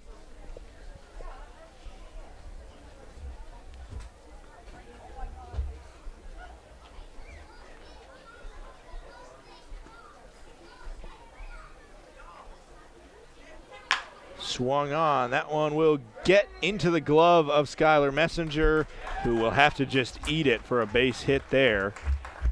And kind of what I told you earlier, not a lot of hard hit balls off of Agron, and you've seen it already a couple times in this inning. Infield singles, they're weak enough where players are able to get to them, but they're just kind of in tough spots. And I don't know how much you can account for that as a pitcher, especially.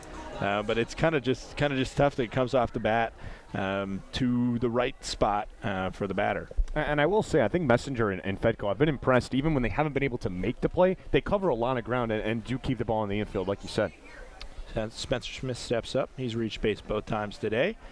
A walk and a single. First pitch misses. Count is 1-0 to the Northeastern Husky.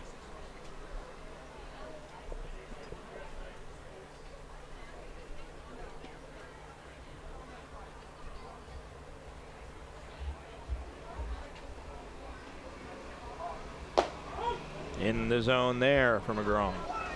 And next pitch will be number 40 for Agron here in his third inning of work.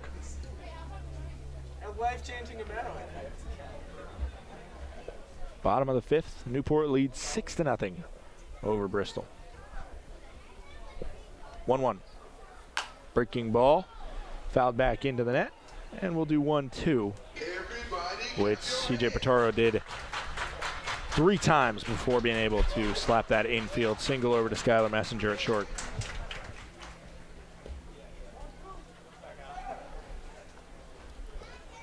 Smith, number 9 batter in this lineup.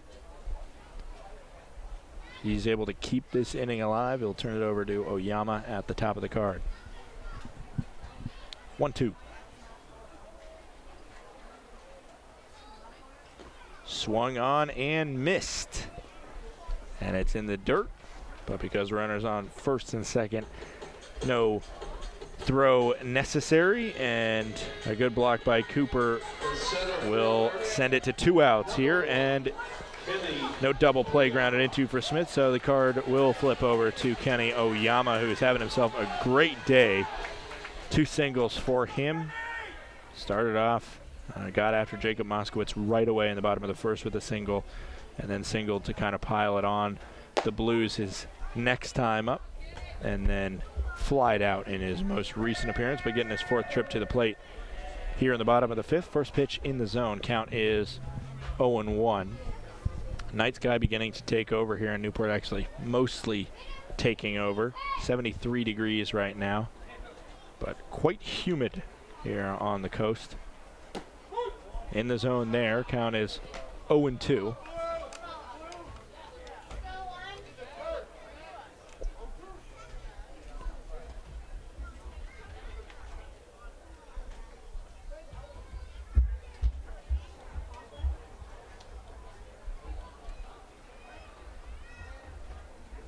Agron fires up the middle and over the head of Skylar Messenger. Coming home is Wood, and he will score. So a RBI single from Kenny Oyama, 3 for 4 today, and what a day for the center fielder for Newport. Yeah, have a day, Kenny Oyama. You said it, Scott.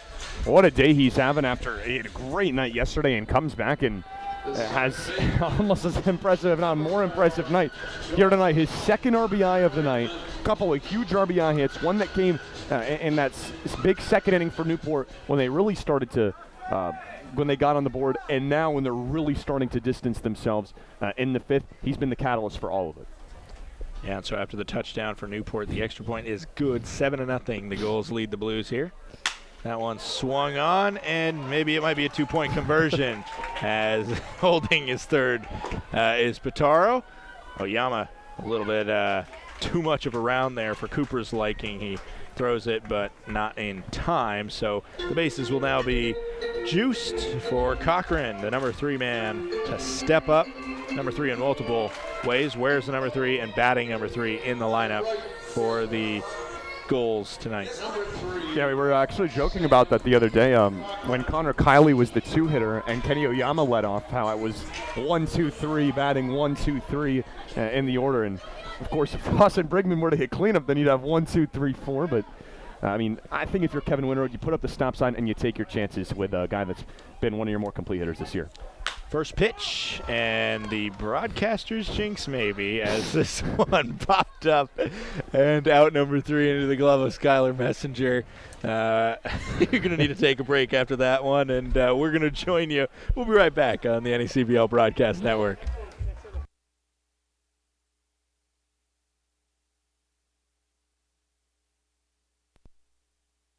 New England League All-Star Game will be hosted by the Newport Gulls at historic Cardines Field on Sunday, July 18th. Join the NECBL's best as they take to the diamond in front of scouts from every MLB organization at Cardines Field in Newport, Rhode Island. Visit asg21.necbl.com for more information.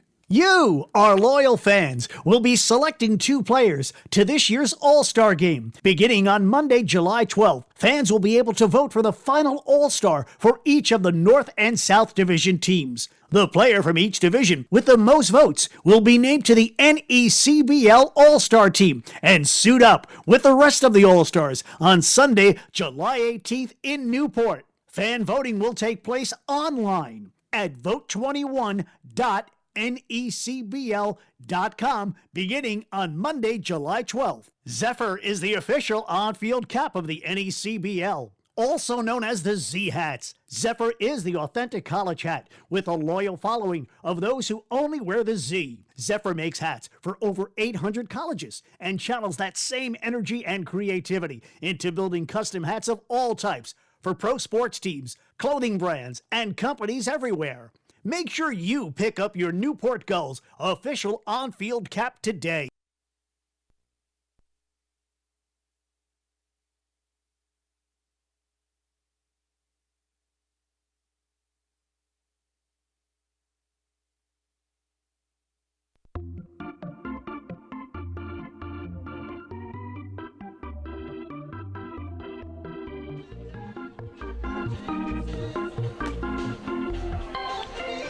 Back here in the top of the 6th, the day is done for Tulio. He will hand over the ball to Daniel Colwell, the new pitcher. Still a lefty in, and what can you tell us about the southpaw from Berkeley by way of UCLA? Yeah, Colwell had a nice year with UCLA this past year and makes his first appearance here at Cardines Field. He's pitched twice for the Gulls so far this year, but both of them actually came at Fitch High School against the Mystic Schooners. And he comes in pitching 2 2/3 innings so far, but really had a great season with the UCLA Bruins. As I mentioned, he played 26 appearances with that team, which of course was a 2 seed in the NCAA tournament, and had an ERA of 4 even with 4.33, excuse me, with 16 of his first 19 appearances scoreless. First pitch will be to a fellow NCAA tournament participant, like you talked about, Christian Fedko, who's 0 for 2 today. Tulio's final line, 5 innings pitched, 2 hits allowed, both to Brennan DeRigi, 2 walks and 9 strikeouts, as that one is foul down the first base line. Count is 0-2 now. And he might be molding himself. We might see someone that's molding themselves into the ace of this Newport Gulls staff when you look at these last two starts that Tulio's had, I mean, there's none better by any other Newport Gulls starter. 19 strikeouts over those last two starts and gave the Gulls 11 innings, allowing just 1 earned run. Really impressive stuff. He will depart with a chance to pick up the win if Newport can retain the lead for the rest of the game. And, you know, it's tough for him because he really did deserve that win against Danbury. And as that one is fouled back hard, count stays 1-2. I mean, I just remember seeing the scoreline. I'm pretty sure the Blues had that night off. And just casually checking Twitter or something and seeing the Gulls in firm control, and next thing I know, it was kind of mum is the word from the Gulls, and the Danbury Twitter was exploding, as they should have when you get a walk-off grand slam. But listen, every baseball player, every broadcaster has been walked off, and it's never easy to accept, no matter what position you're in, if you're on the losing side. Yeah, it was definitely tough, and credit to Danbury where it's due. It's what they've done this year against the Gulls, and it's the lone team in this division that Newport is yet to beat. Swung on another foul from Christian Fedkos and making Daniel Colwell work in this early going here. Last period 4 days ago at Mystic, and had a solid outing. No earned runs allowed and 2 innings pitched for the UCLA man. 1-2. That one misses away. Count now 2-2 to Fedko.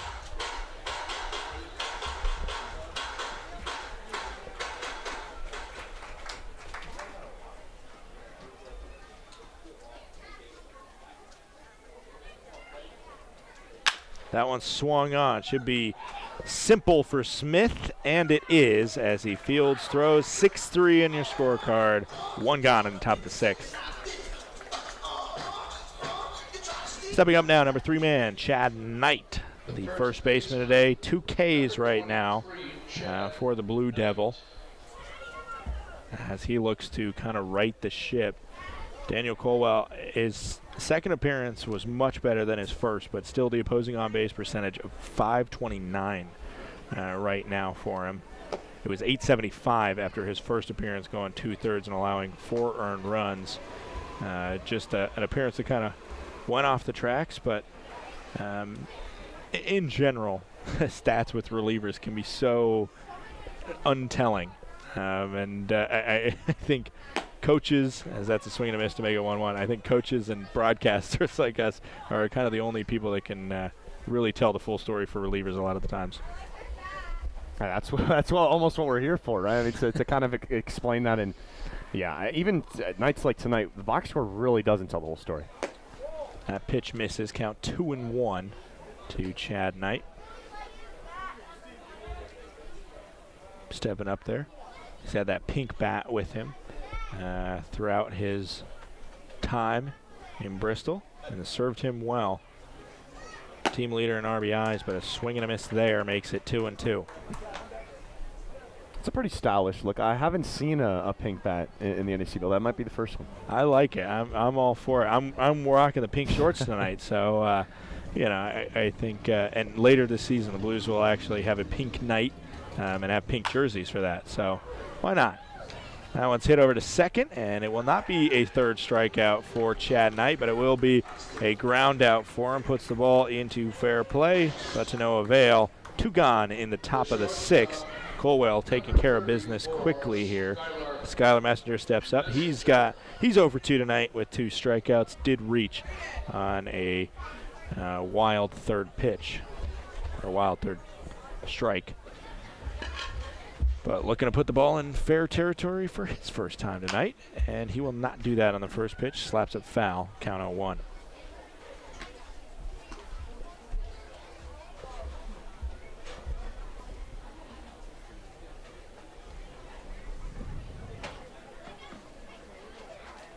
Second on this team in hits is Messenger, one behind Mark Coley, who stands on deck. And that's kind of been a sad fact to say. As I mentioned, Coley missed 2 weeks with injury, and he's the leader on this team in hits. Teddy Haig, who has been out since midway through week 2, as that one's hit up the middle. And it is playable for Brigman. So it's a 1-2-3 inning for Daniel Colwell. And the Newport Gulls will be back on offense as we head to the bottom of the 6th.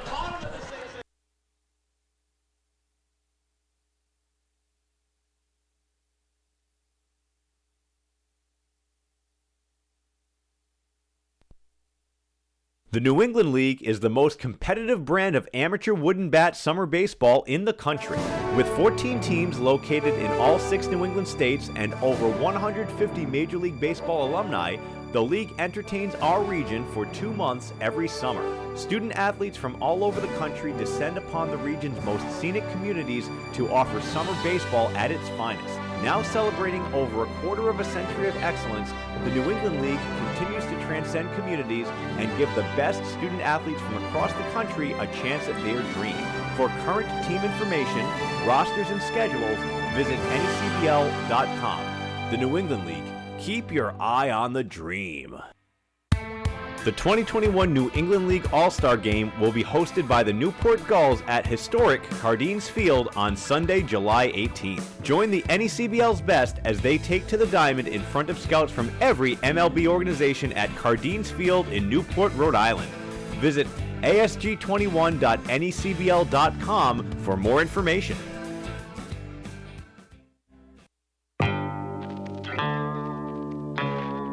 The chase for the Fay Vincent Senior Cup begins on Tuesday, August 3rd, when the 2021 New England League playoffs begin. And this year, the postseason field is bigger than ever. All 14 teams will qualify for the 2021 NECBL playoffs, starting with a single elimination wildcard round and a first-round bye for the first-place team.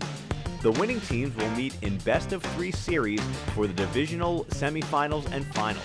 And then, the last 2 teams standing will match up in the best-of-3 NECBL Championship Series to compete for the league title and the right to hoist the Fay Vincent Senior Cup. We'll see you in August for the start of the 2021 postseason.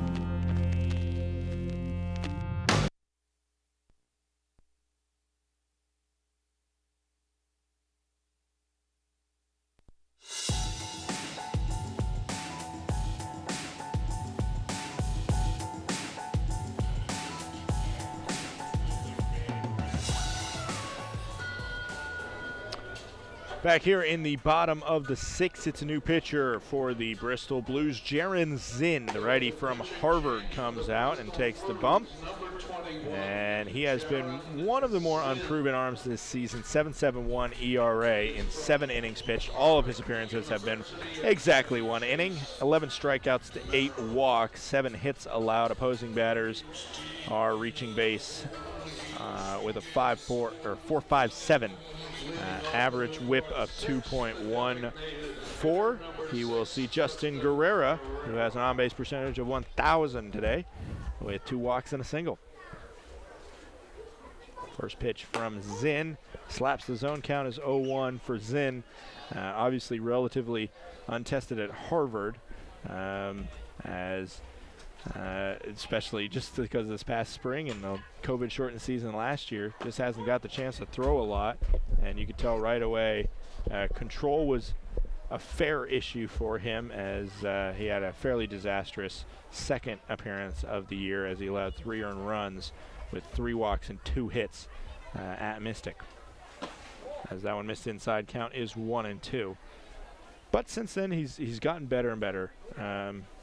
In my opinion, from what I've seen, and also from the stats, and had his first really solid inning, a 1-2-3 inning against Danbury 4 days ago. That one misses, count 2-2 now to Guerrera.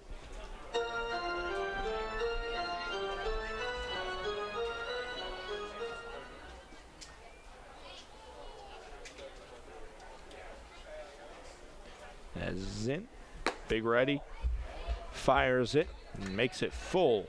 3-2 with that one missing outside. To the Fairfield Stag, Guerrera.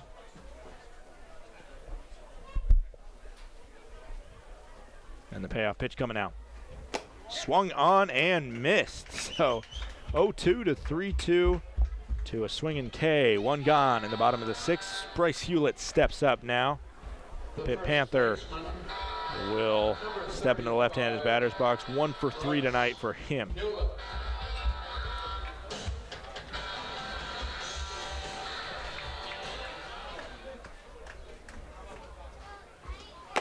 Swing and a miss there. And count is 0-1. Last time up, Hewlett had that weird play where he hit it infield to, and it was ended up being picked up by Messenger. But then right before he could get even the throw off, collided with Stallman. And meanwhile, Guerrera, who just reached on a single, rounded second. And as that one swings and misses to take it out too, Stallman recovered and backed up and caught the throw from Messenger, tagged out Guerrera for out number 3. I was looking if I had in my notes that Stallman played any other sports. I don't have him down for any other sports. His dad, however, was a soccer player at Boston College. So, you know, there's plenty of soccer references I can make. Yeah, for Stallman, just good job to recover and make that play. And, of course, it didn't matter greatly as that breaking ball hits the zone. Nice stuff. And this one will be a little less exciting play from Hewlett as it's a backwards K. Matt Wood up now, 2 for 3. And Penn State head coach Rob Cooper watching this game for more than one reason, has 2 catchers into it, and also Tyson Cooper is his son. So, you know, want to see how his son does behind the plate as well. Count is 0-1 to Matt Wood.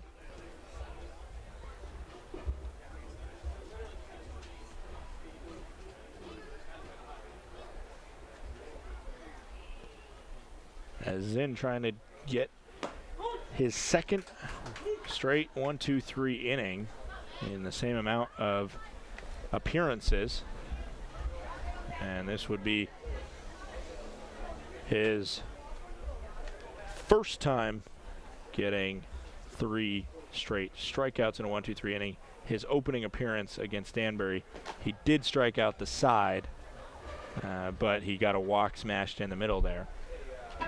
As that one misses, count is now 1-2 to Wood, who's got 2 singles and a reach by error today. Excuse me, a single, a double, and a reach by error.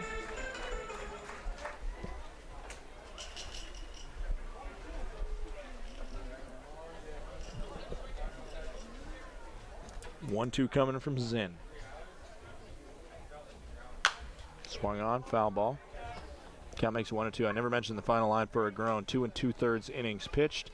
7 hits allowed, 1 run. It was earned, 3 strikeouts to 2 walks for the Wofford Terrier lefty.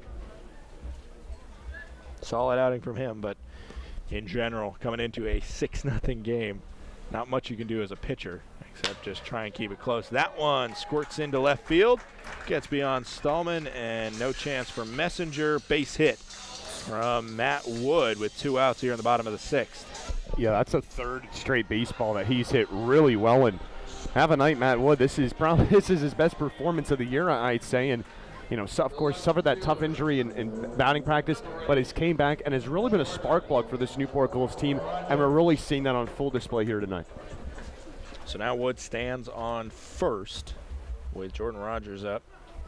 First time up, was able to reach on a fielder's choice, but has struck out swinging 2 times since, and he swings and misses. That one count is 0-1 for the Michigan Wolverine.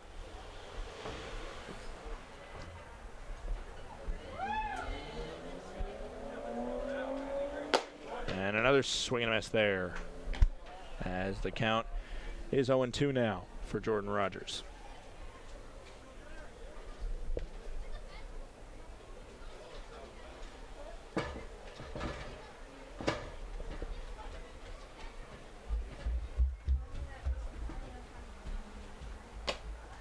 Waste pitch goes high. Count now 1-2 as Rogers did not bite.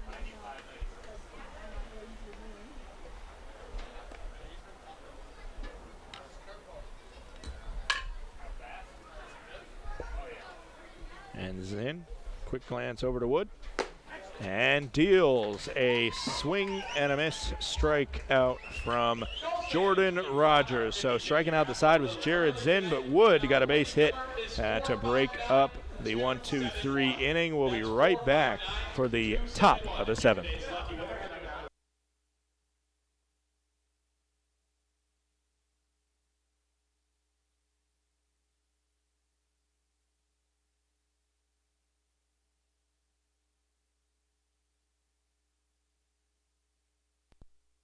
2021 New England League All-Star Game will be hosted by the Newport Gulls at historic Cardines Field on Sunday, July 18th. Join the NECBL's best as they take to the diamond in front of scouts from every MLB organization at Cardines Field in Newport, Rhode Island.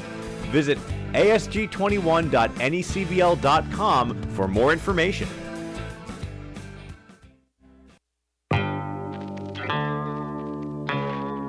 The chase for the Fay Vincent Senior Cup begins on Tuesday, August 3rd, when the 2021 New England League playoffs begin. And this year, the postseason field is bigger than ever. All 14 teams will qualify for the 2021 NECBL playoffs, starting with a single elimination wildcard round and a first-round bye for the first-place team. The winning teams will meet in best-of-3 series for the divisional semifinals and finals. And then, the last 2 teams standing will match up in the best-of-3 NECBL Championship Series to compete for the league title and the right to hoist the Fay Vincent Senior Cup. We'll see you in August for the start of the 2021 postseason.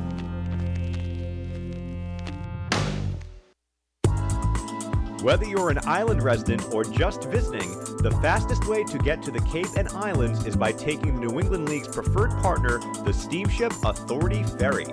Visit steamshipauthority.com for more information. Zephyr is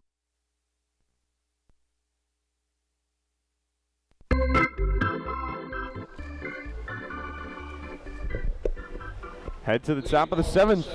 It's the Gulls by a touchdown here on the NECBL Broadcast Network over the Bristol Blues, 7-0.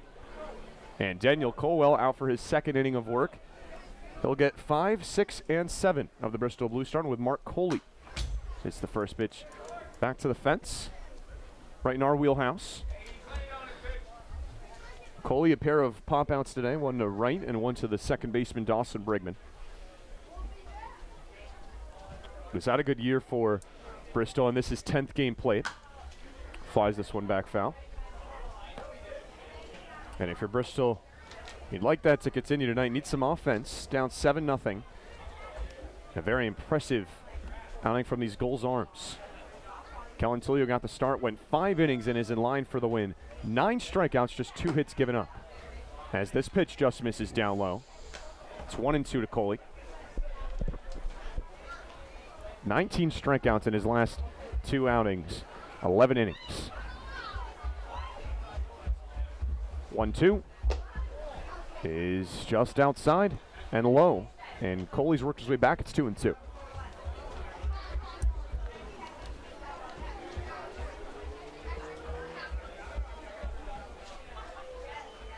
Two-two pitch, lofted into right, but will go foul near the Mudville Pub.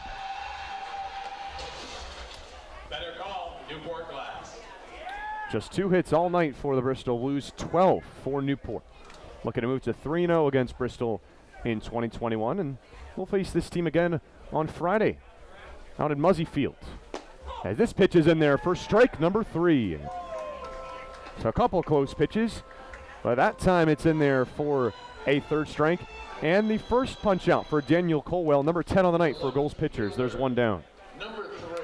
Yeah, and Coley on that one, he was shaking his head and looking back at the umpire the whole time, just absolutely just mind-boggled that one was called a strike there. It looked pretty close and it looked pretty consistent what we've seen tonight, but still tough considering the game. This one's laced back up the middle. That'll be a base hit for Anthony Gallison.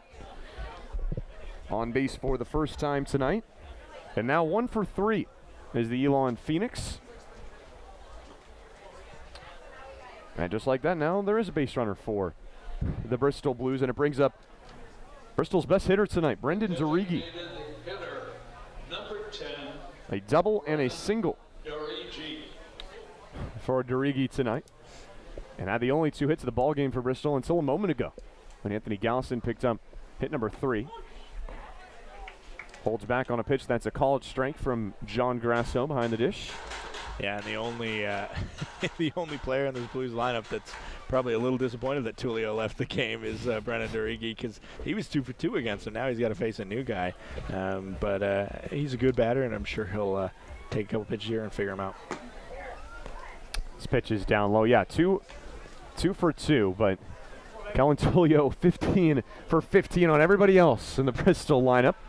Of course, 2 walks as well, just 4 base runners off of Tulio in another sensational outing. That's a big swing and a miss. Derigi nearly goes down to a knee. It's 1-2. Yeah, Brennan Derigi's pretty good for at least one big swing and a miss every at bat, and every once in a while when he makes contact, he just murders the ball. But that one, not so lucky there. 1-2. In there for strike 3. Daniel Colwell paints the lower part of the dish, and he's got back-to-back Ks. 2 Ks here in the 7th. The catcher, number 4, Tyson Cooper. Strikeout victim number 11 on the night in this Bristol lineup, and number 6 looking. After Kellen Tulio got 4 strikeouts in a row looking, something I can't say I've seen at least in a long time. It was a stretch of 5 strikeouts in a row, and the first 4 were looking. In what was the 3rd and 4th inning for Bristol.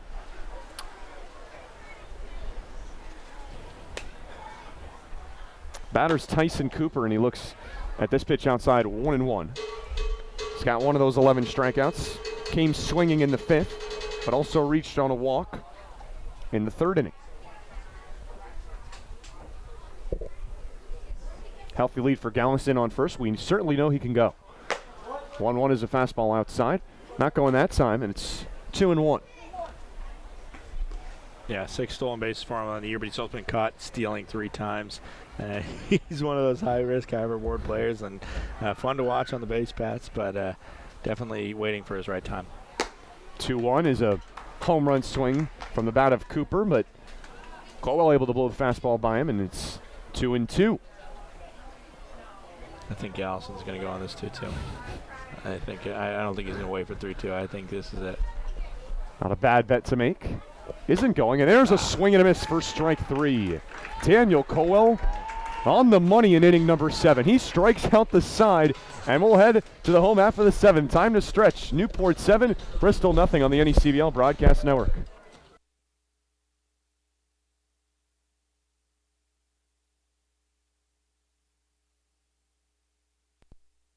Is proud to be the official batting glove of the New England League. This summer, the NECBL and its 14 organizations join over 200 major leaguers by wearing custom Franklin batting gloves as members of the Franklin family. To design your own custom pair of batting gloves, visit franklinsports.com and join the fam. Fans, the NECBL's broadcast network brings all of the action right to your home every night. Available on your desktop, laptop, mobile device, as well as your Apple TV, Roku, Amazon Fire TV, or Android TV device. Enjoy single-day passes for just $8. Purchase a weekly subscription for $20, a monthly pass for $40, or an all-season pass for $80. Head to watch.necbl.com for more information and for a full streaming schedule. Want to know more about Newport Gulls broadcast? Have a question, comment, or suggestion? Email broadcast@newportgulls.com. Our all-volunteer crew strives to produce the highest quality broadcast possible, and we want to know how we're doing. Be a part of Newport Gulls broadcast and let us know what you think by sending an email to broadcast@newportgulls.com.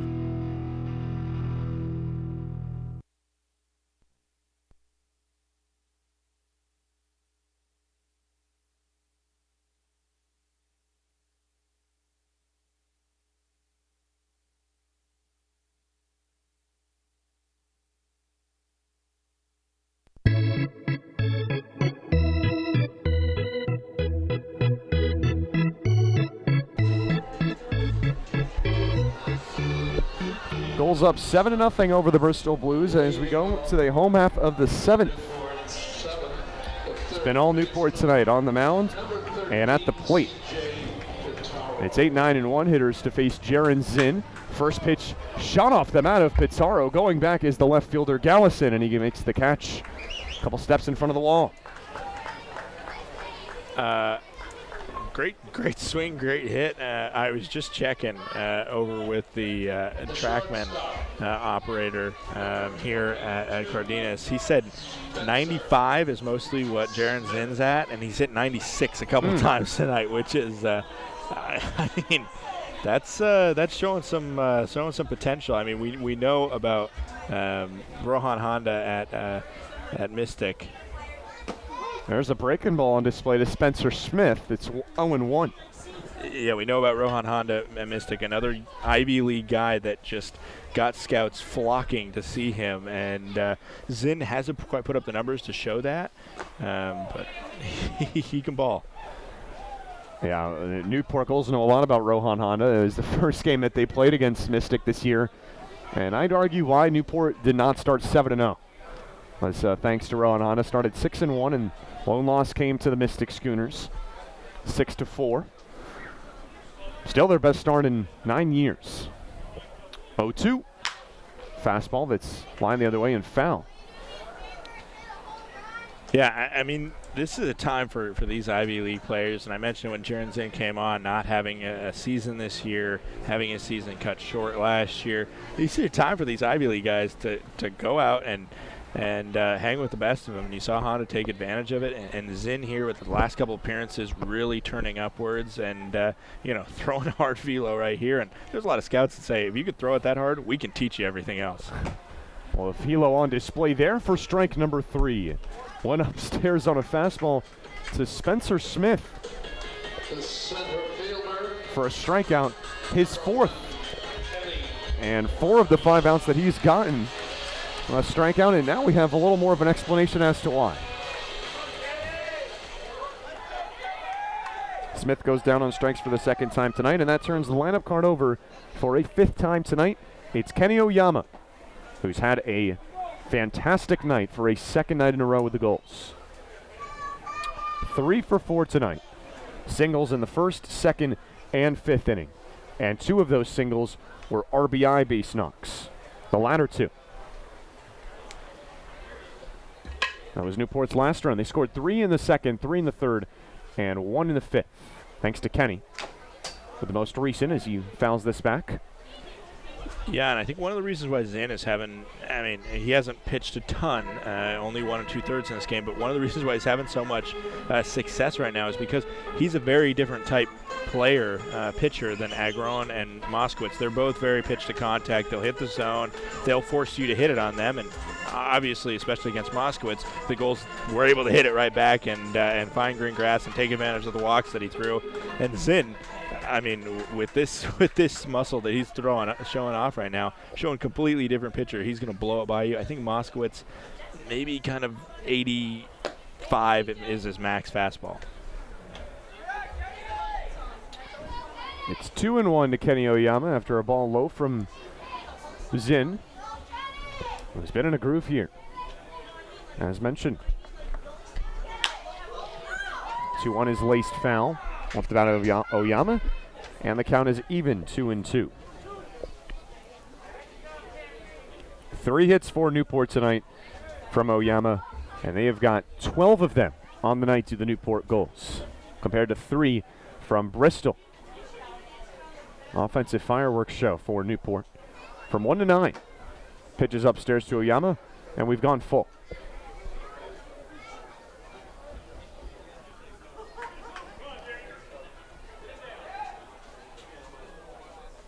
He's got 12 hits on the season, and 5 of them, nearly half, coming in these last 2 games.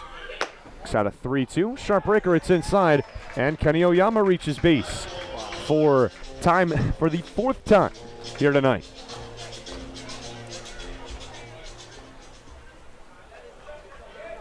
The second baseman, number 4. That is walk number 6. for Bristol pitchers tonight compared to just 2 from the Newport Gulls. And it keeps this inning going. Here's Dawson Brigman, who picked up his first hit himself back in the 5th inning. As Oyama's going on the first pitch, there won't even be a throw from Cooper.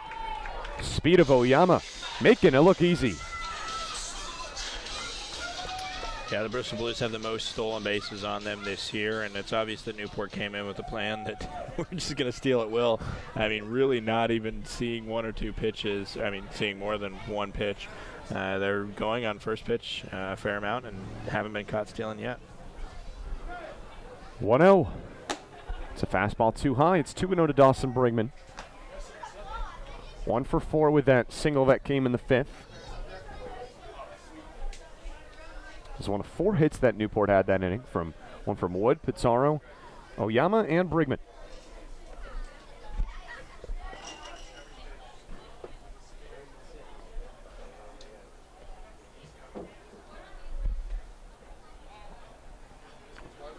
As Zinn steps off the mound, looking to finish off his 2nd inning of work at 32 pitches, 20 of them strikes, and an ERA that's going down a little bit with the success that he's had. Trying to keep it that way. 2-0 is a big swing and a miss. 85 on the gun. It's 2-1.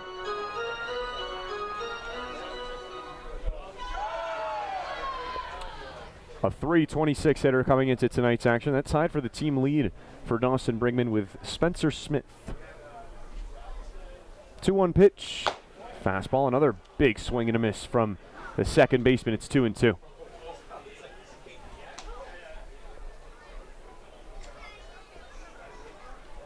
Well, 4 of his 5 outs have been via a strikeout. Looking for a 5th here.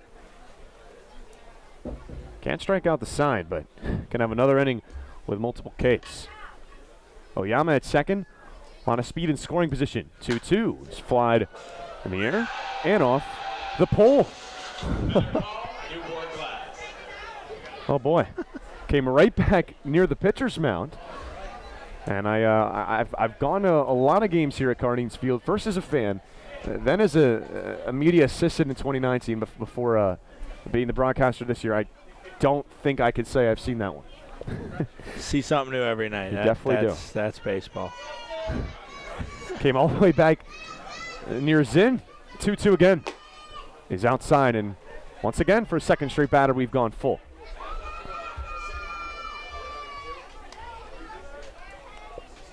Who needs a catcher when you can have a light pole throw the ball right back to you, right? Yeah, I mean, don't even set up the net. You know, that'll probably take a good chunk out of the ball budget if you can get the pole to slap more balls into play.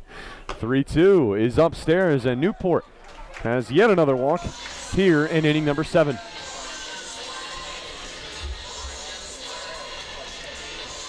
Back-to-back walks, and the 7th walk of the night for Newport. And it brings up Sam Cochran with another opportunity. He flew out with the bases loaded in the 5th inning. One that all attests to the broadcaster's jinx, and I gave him. But did walk in the 3rd and came around to score for Newport. Takes a big swing and a miss at the first pitch. Pitch number 38 from Jaron Zinn. In the 7th inning, it's got a little more interesting. The Newport's hit leader at the plate. He's got 22 of them this year. 0-1. Line back foul. 0-2 quickly to the College of Charleston right fielder. 22 hits and hitting .318 coming into tonight. And 9 RBIs, 2 of which came last night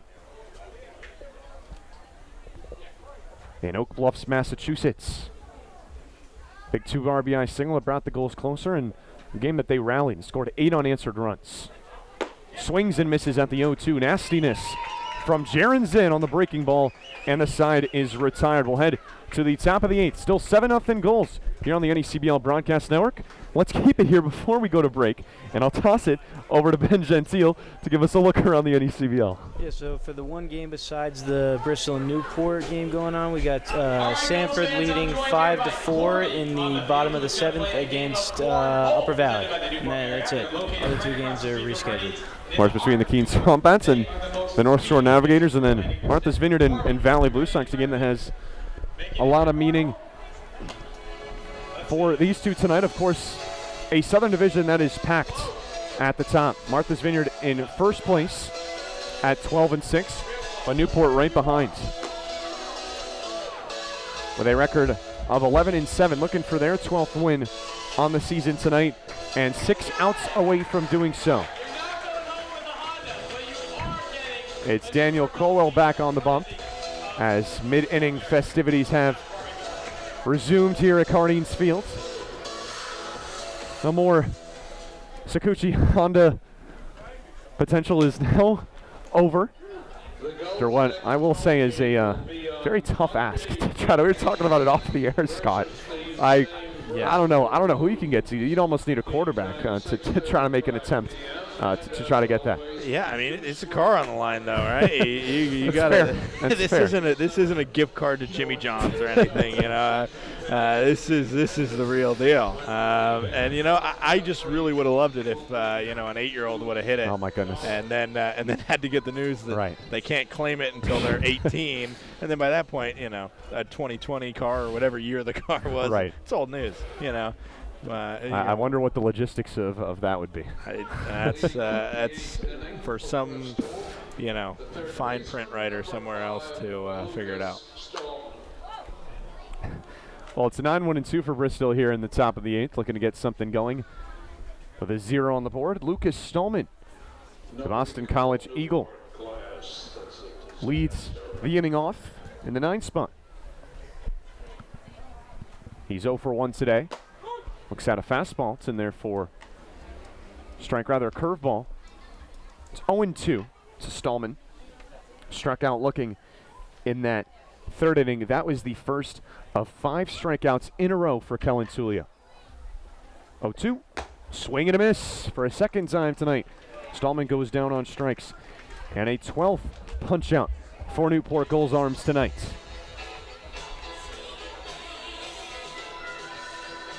Center fielder, number 28, Austin White. The most impressive outing from Daniel Colwell coming into fruition for the UCLA Bruin. Through 2 1/3 and just 1 base runner on a base hit from Anthony Gallison. He's got 4 strikeouts to go with that.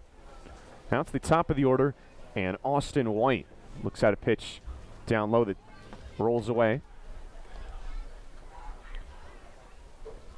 0 for 3 day for White tonight in his first game against the Newport Gulls. Of course, a later addition, was not a part of the first 2 games. Hits this one off of his leg. It's 1-1.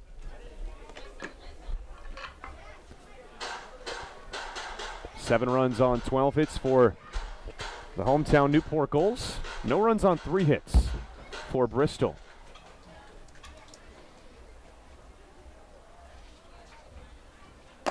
As pitch is in there for a strike. It's 1-2.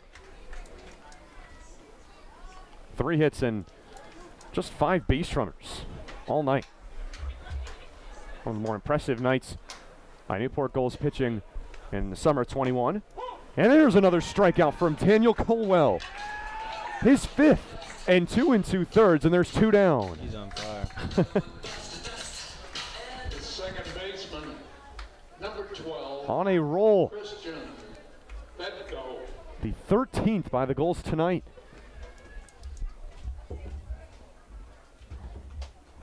And every Bristol Blue has at least one of them. That's the second one for Austin White. And here's Christian Fedko, who struck out in the 3rd and also has a pair of groundouts for the UConn Husky.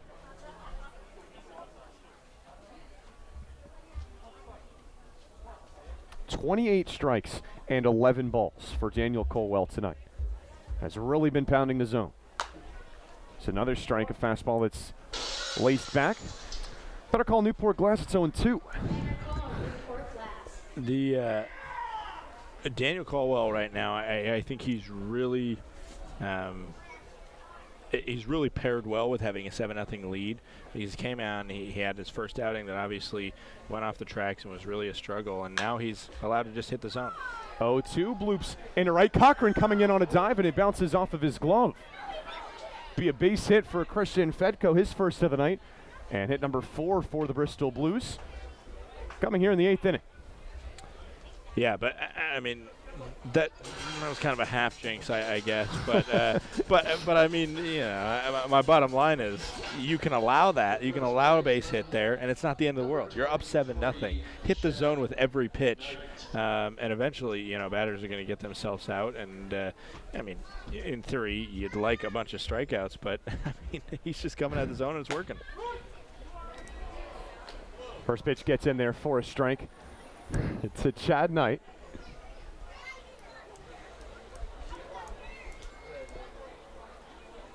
Looks like he may have some family or friends in attendance here at Cardines Field. The Duke Blue Devil. So another pitch in there for a strike, and as he said, really pounding the zone. His 32nd strike. 32 to 11 balls. Looking to punch out the side here in inning number 8. 0-2. Line the other way, and it goes foul near the Cardines Field scoreboard. We'll do it again. 0 for 3 tonight. Strikeouts in the 1st and 4th, and a ground out, a 4-3 put out. Inning number 6.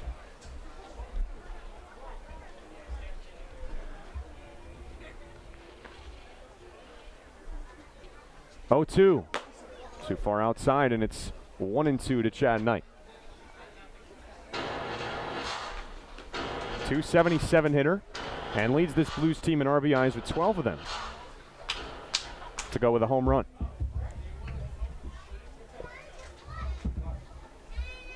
One, two. Sit him down. Oh, Daniel Colwell strikes out the side in inning number 8. Gulls pitching on fire on a Wednesday night at the City by the Sea. We'll go to the bottom of the 8th here on the NECBL Broadcast Network. Gulls 7, Blues nothing.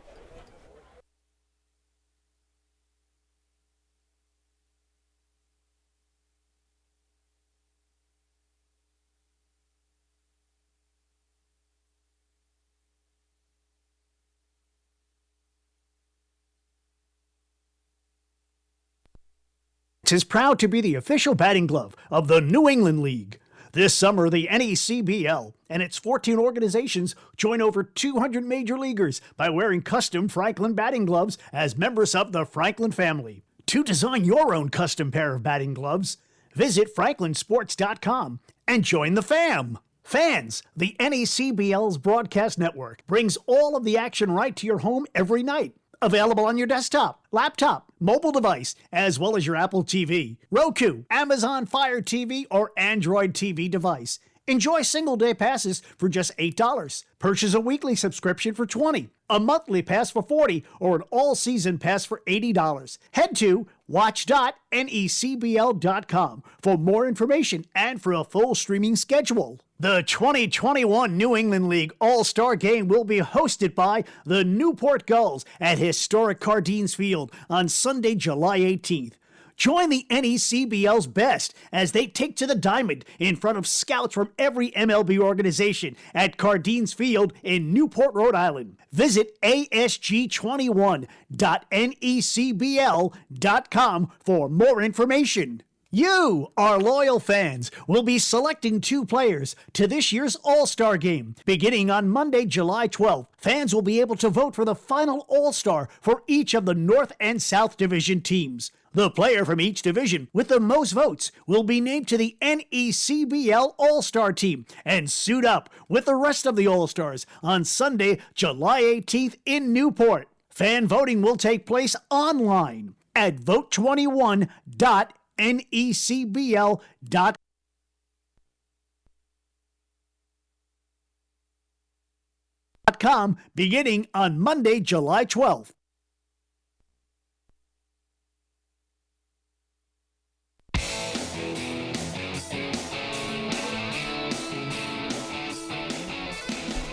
Head to the bottom of the 8th.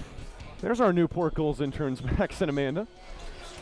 Of course, we have a big arsenal of interns here to help us out with both game day operations, behind the scenes for broadcasting as well. It's Justin Guerrero to lead things off for Newport, and he swings and misses at the first pitch from a new pitcher for the Bristol Blues, Hector Alejandro. And this 0-1 fastball comes in and hits Guerrero, and he'll take his base. Yeah, for Hector Alejandro, he was a redshirt this year at UConn, and in his first outing, really struggled against Danbury, wasn't able to get an out, but since then has not allowed a run, period, and only has allowed 2 hits. And considering that first outing that was complete and total disaster, to have an opposing batting average against him of 148 and a whip of 143 after that first appearance, I mean, he's just been incredibly solid. Well, now it's Bryce Hewlett, who grounds the first pitch foul. Yeah, and I mean, we've talked about the Ivy guys. We've talked about, just in general, these guys that didn't get to play a lot for their colleges in the spring. But I mean, a guy like Alejandro, who obviously went to UConn for a reason, dominated pitching in high school, and then didn't get a chance to play. He just said it felt so good on June 18th after he was able to go 3 scoreless against Mystic and really shut down the Schooners batters. I mean, it's just a sigh of release to these guys to know that they can do this on a fully competitive, full field and know they still got it. Hewlett drives this ball deep into right. Going back is the right fielder, Coley, and he makes the catch as far back as he could have gone. There's one down. Well, he golfed it, and when we saw Hewlett do that 2 weeks ago and ended up hitting the net for a home run, and one of the most impressive pull power on this Gulls team. It's along out number 1. Here's a Newport Gulls bat that has shined tonight. Matt Wood has been on base 4 different times and has 3 hits. A 3-for-4 night with 2 RBI. Looks out a first pitch inside from Alejandro. So this is his 9th game with the Newport Gulls, and I'd have to say his best. Had a big hit for Newport on Saturday, but not a big 3-hit night like the one we're seeing here tonight. It's 2-0 to the catcher from Penn State.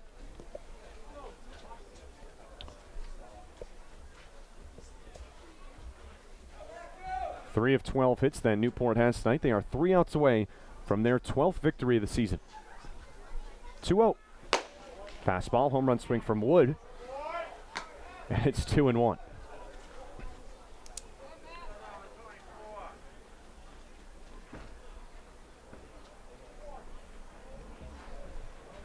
he reached on an error in the second inning. That was a big play in that 3-run frame. Then had a hard hit double in the third that brought home another Gulls run.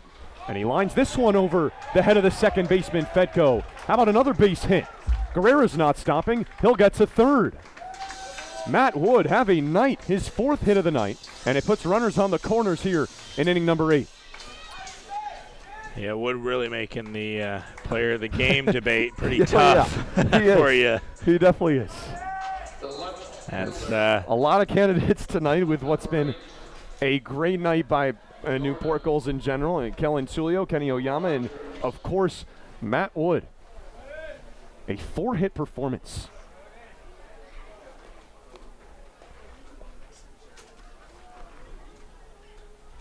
He had 5 hits all season coming into tonight, and has 4 tonight. First pitch, a curveball to Jordan Rogers that gets in there for a strike. 0-1 to the Michigan Wolverine. Got on base on a fielder's choice in the second and came around to score. Swings and misses at the 0-1. It's quickly 0-2.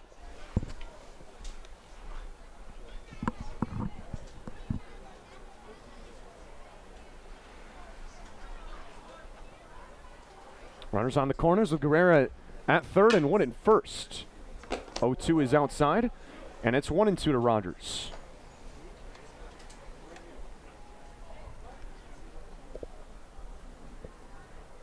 Going to avoid his 4th strikeout of the night.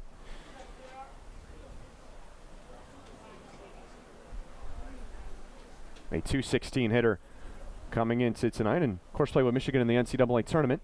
This pitch gets over his head, and Guerrera will stay put at third base. It's 2-2. Yeah, and last probably update that we'll give from Omaha, 9-0 Mississippi State over Vanderbilt. Wow. It looks like it's heading to Starkville. Looks like a party for the Oma Dogs. And of course, going back watching those highlights, those look like Mississippi State home games. 2-2. Fastball, he hits foul. We'll do it again.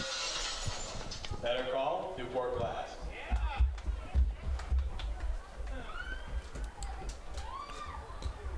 One out here in the bottom of the eighth. It's been all Newport Gulls tonight in their third matchup against the Bristol Blues.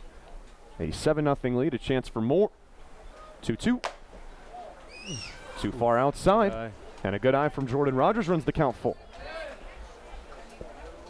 I'd love for Rogers to battle here. I mean, he's been kind of struggling tonight, and I think it would just be good for him if he just either gets a walk here, gets a hit, just to enter into July with.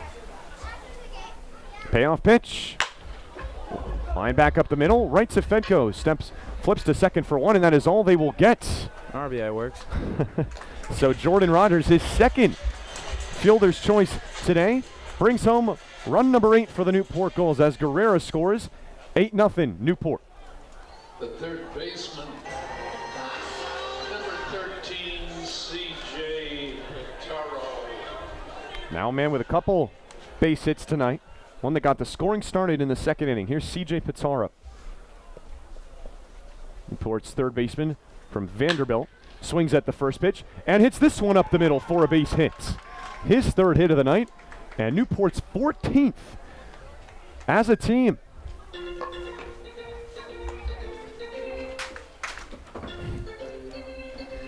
The bat's on fire for the Gulls. Out hitting Bristol 14-4. And have broke out here in inning number 8. Brings up the 9-hitter Spencer Smith, who has one of those 14 tonight. A single that came in the third. Looks out a first pitch breaking ball, gets the outside part. It's 0-1. We get a look at our new scoreboard. Still pretty new scoreboard here at Cardines Field. In its second year at the park, first year with Newport Gulls baseball being played. The 0-1 is tipped back to the fence.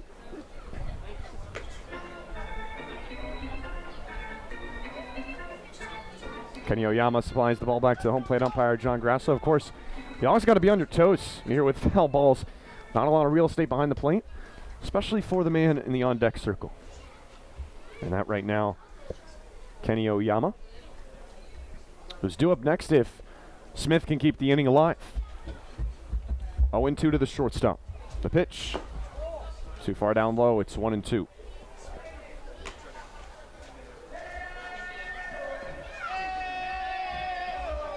Reached on a walk in the second and singled in the third did Smith.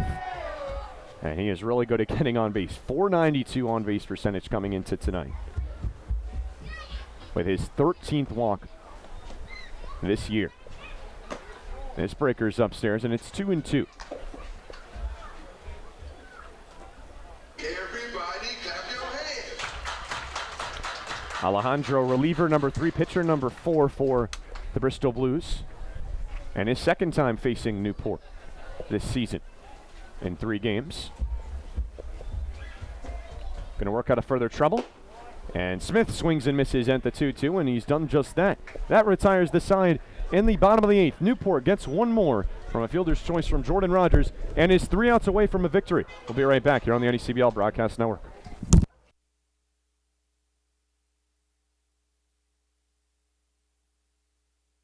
Franklin Sports is proud to be the official batting glove of the New England League.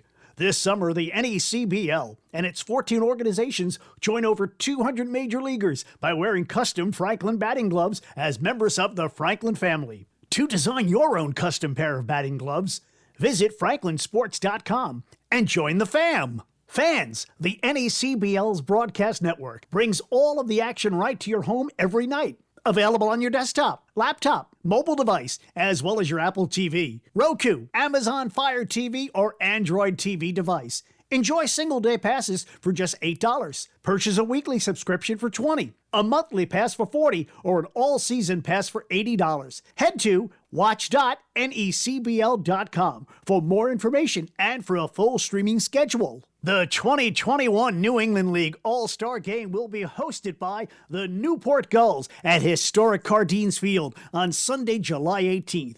Join the NECBL's best as they take to the diamond in front of scouts from every MLB organization at Cardines Field in Newport, Rhode Island. Visit asg21.necbl.com for more information.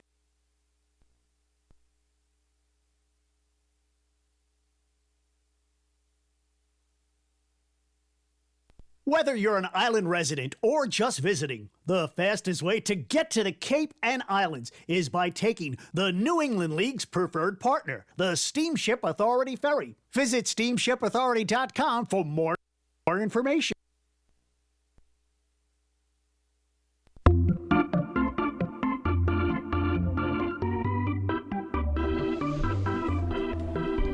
Three outs away from a victory here at Cardines Field for the Newport Gulls. And they call on their closer, trying to finish the job. Peter Sakalaris delivers a first pitch to the three-hitter Messenger. Throw over to first in time from Brigman. That was easy. As the cleanup man, I beg your pardon, Messenger goes down for a fourth time tonight. And Sakalaris with a first out. And this is ninth game with the Newport Gulls. That leads the team. Nearly half of Newport's games this year.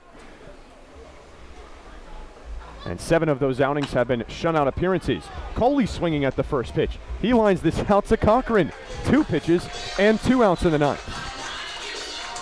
Yeah, I think it's time for the Blues to turn the page to July. I think that's pretty much the feeling I'm getting here in the top of the ninth on the last day of June. Anthony Gallison, the last hope for Bristol. Sakalaris looking to finish the job. He is making his second appearance against Bristol and got his, at the time, third save of the year, rather second, against the Blues here at home in that 7-5 victory for Newport. Gallison fights this off, grounds it foul.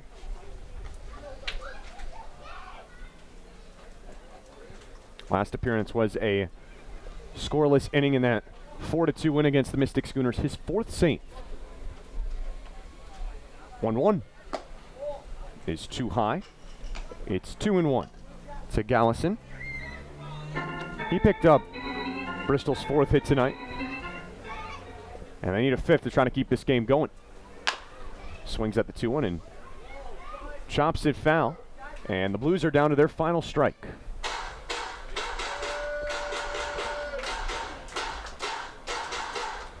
Sakalaris looking to make quick work of Bristol. Pitched a scoreless inning in his first appearance. Looking for another one. 2-2. Grounded back up the middle to Smith. Over to first in time. And that is your ball game. The Newport Gulls pick up win number 12 and their 3rd against Bristol in 2021 by a score of 8-0. We'll break it all down for you here on the Newport Gulls postgame show coming up next.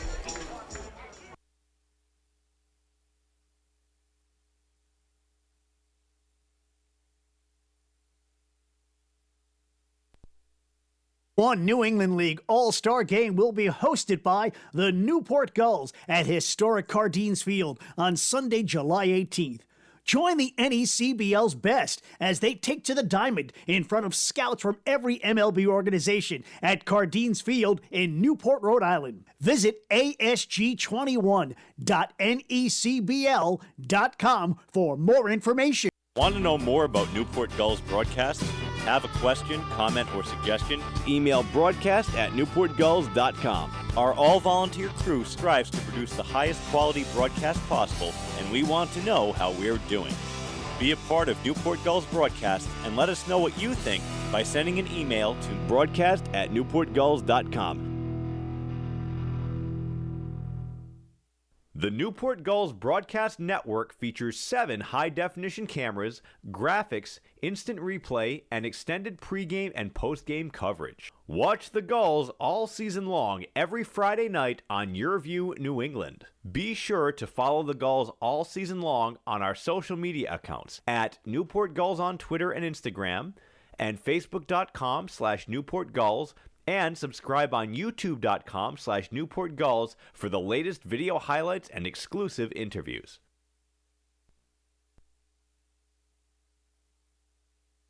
Stay tuned for the Newport Gulls postgame report, next on the NECBL Broadcast Network.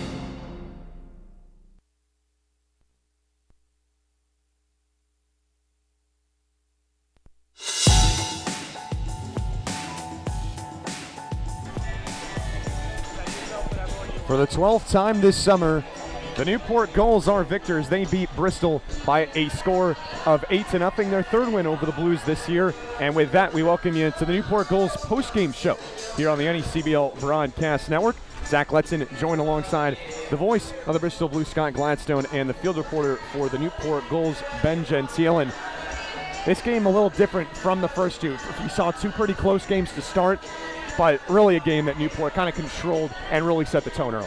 Yeah, this hasn't been a game, or this was not a game that the Blues have played for the most part. They've been in games, they've had tough losses, and you know, I don't know how this one is going to feel, because the good part about the other games is you felt like you could win them, but this one, like you said, Newport kind of had it, fairly firm control from the beginning.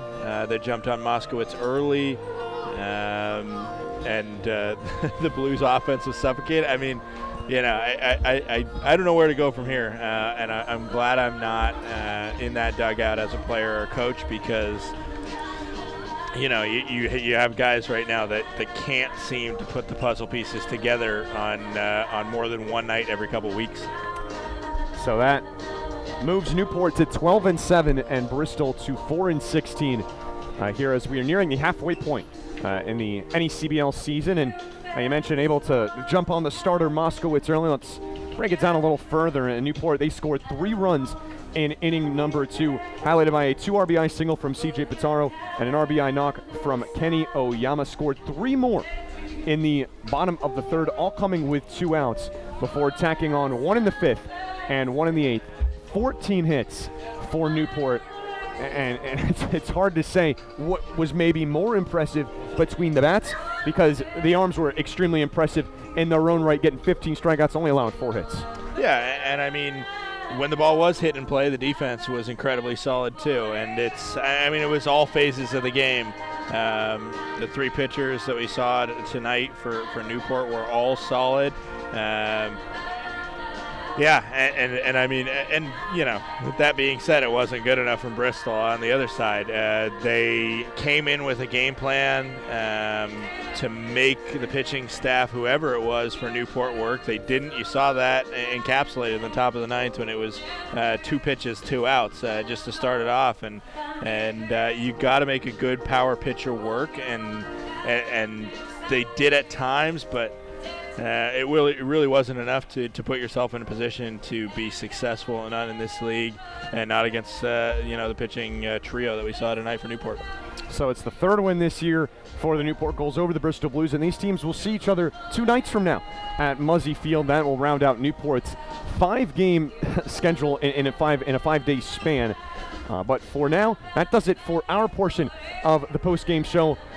Scott, thanks for joining us tonight. I know you got a long drive back. See you in a couple days. Absolutely. Well, we'll make the drive out to Muzzy Field for matchup number 4 between these two. But for now, for Scott Gladstone, I'm Zach Letson. That's all we have. I'll toss it over to Ben Gentile to take us through the next portion of the post-game show. Ben? Perfect. Thank you, Zach.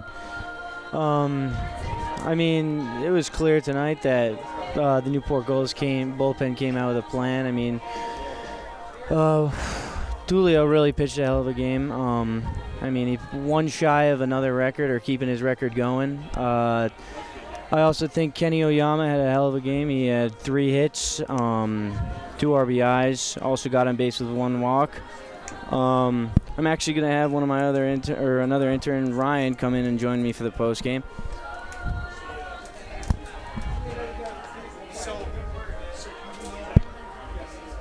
How's it going, Ryan? It's going pretty good, Ben. Happy to be on the show. Great Gulls win tonight. Yeah, it was great. It really was. All around, I mean, Zach was talking about it. I think all facets of the game were just handled great by the Gulls. Pitching, hitting, and then just fielding were on point tonight. Yeah, absolutely. You have to be happy with it. Obviously, you take it with a grain of salt with a team coming into tonight that was 4-15, 4-16 now after this loss. But regardless, you can't complain about a great offensive night and a great night on the mound as well. Yeah, I think the combined 15 strikeouts, really, it was a great performance on the mound from many Gulls. Another guy I'd like to highlight was Matthew Wood. I mean, he had 4 hits today and two ribbies. I mean, that's going to get your team. That alone could get you a win, I feel like. Absolutely. I mean, especially in the last game against Danbury at home. That one hit from Matthew Wood, and that's it. I mean, you get another win, but it came tonight. Yeah, absolutely. And 5 times on base tonight from Matt Wood. Like you said, any other night, really, he would be a major part of the offense. But ironically, he didn't even play a really major part in this offensive showing tonight. Obviously, Kenny Oyama driving a couple runs. Pitaro driving in 3 runs on his own as well. But Wood 5 times on base, that's going to pay dividends moving forward. Yeah, definitely. One thing I also thought was a key part to this game, or keys to success for the Gulls, was the latter half of the order was on fire tonight. I mean, the front half was being able to get some hits and also able to get on base due to walks, and then I feel like the latter half of the order really just finished off Bristol. Yeah, and I mean, that's the great thing about this Newport Gulls team. This is such a deep team that the opposing pitchers really don't have any time to rest. You get to the bottom of the lineup, and these guys can still swing the bat, as we saw tonight with guys like Pitaro and Wood in the cleanup spot as well. There's really no part of this lineup that you can kind of relax in as a pitcher, and that's a scary thing about this lineup. Yeah, definitely. But besides the stringing of hitting and great pitching, I feel like those are pretty much just the keys of the game for the Gulls tonight. Yeah, and I mean, let's go back to the starting pitching side of things. Kellen Tullio, 19 strikeouts in his last 2 starts. I just spoke with Tullio during the game when he went back down to the bullpen. He said that fastball was working for him earlier in this game. He seemed to really attack hitters, be aggressive. I know that's something you were preaching in the last game. Let's try and be aggressive. This team has to be, come out hot and strike early, especially against teams like the Bristol Blues. You can't let a team like the Blues get ahead of you, especially when they haven't won many games. Giving them that momentum is just something you can't do. So Tullio getting off to a hot start, using that 4-seam fastball early and often, and then relying on the breaking ball late. Tullio told me that, that breaking ball later in the game really kept hitters off balance. It was a major pitch for him. Yeah, and along with Tullio, I mean, Daniel Colwell really pitched great as well. I mean, he had 6 strikeouts through 3 innings and no hits, or allowed 2 hits, but he really complimented Tullio great tonight. Yeah, both southpaws on the mound. That was great to see for the Gulls. Colwell has been a pitcher that pitched a lot for UCLA this year out of the bullpen. I think he pitched in the second most games of any UCLA pitcher this season. A great guy out of the bullpen, and he's going to be a huge part of the Gulls moving forward. Definitely. Looks like Zach's ready down there for the post-game interview. If we're almost ready to toss it over to him, I think we'll send it down to Zach.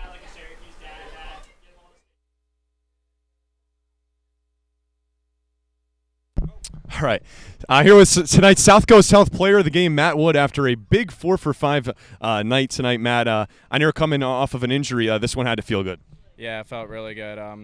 Coming off the injury, I was just pressing a little bit. So just to come back tonight, relax at the plate, and get a couple balls to land felt really good. Yeah, it was a 4-for-5 night, really an offensive fireworks show.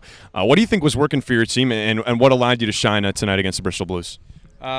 Well, I think the pitchers set us up for success. I think they gave us, some comfort, and then I think that we just got pitches that we could handle. We weren't chasing very much. We got into good counts, and we were driving the ball well. Well, not a lot of time to think or celebrate. You guys have 5 games all throughout this week. How do you continue this as you go to Danbury, the only team in the division you haven't beat, and try to beat those guys tomorrow? I think we just have to relax, kind of put everything like prior in the year behind us. Just go play how we know how. We're a really talented team, and if we play, how we play every day, I think we're the best. So. All right, Matt. Well, congrats and thank you. All right, so that'll do it for our post-game show. Newport, big winners, 8-0 over the Bristol Blues for the 3rd time tonight.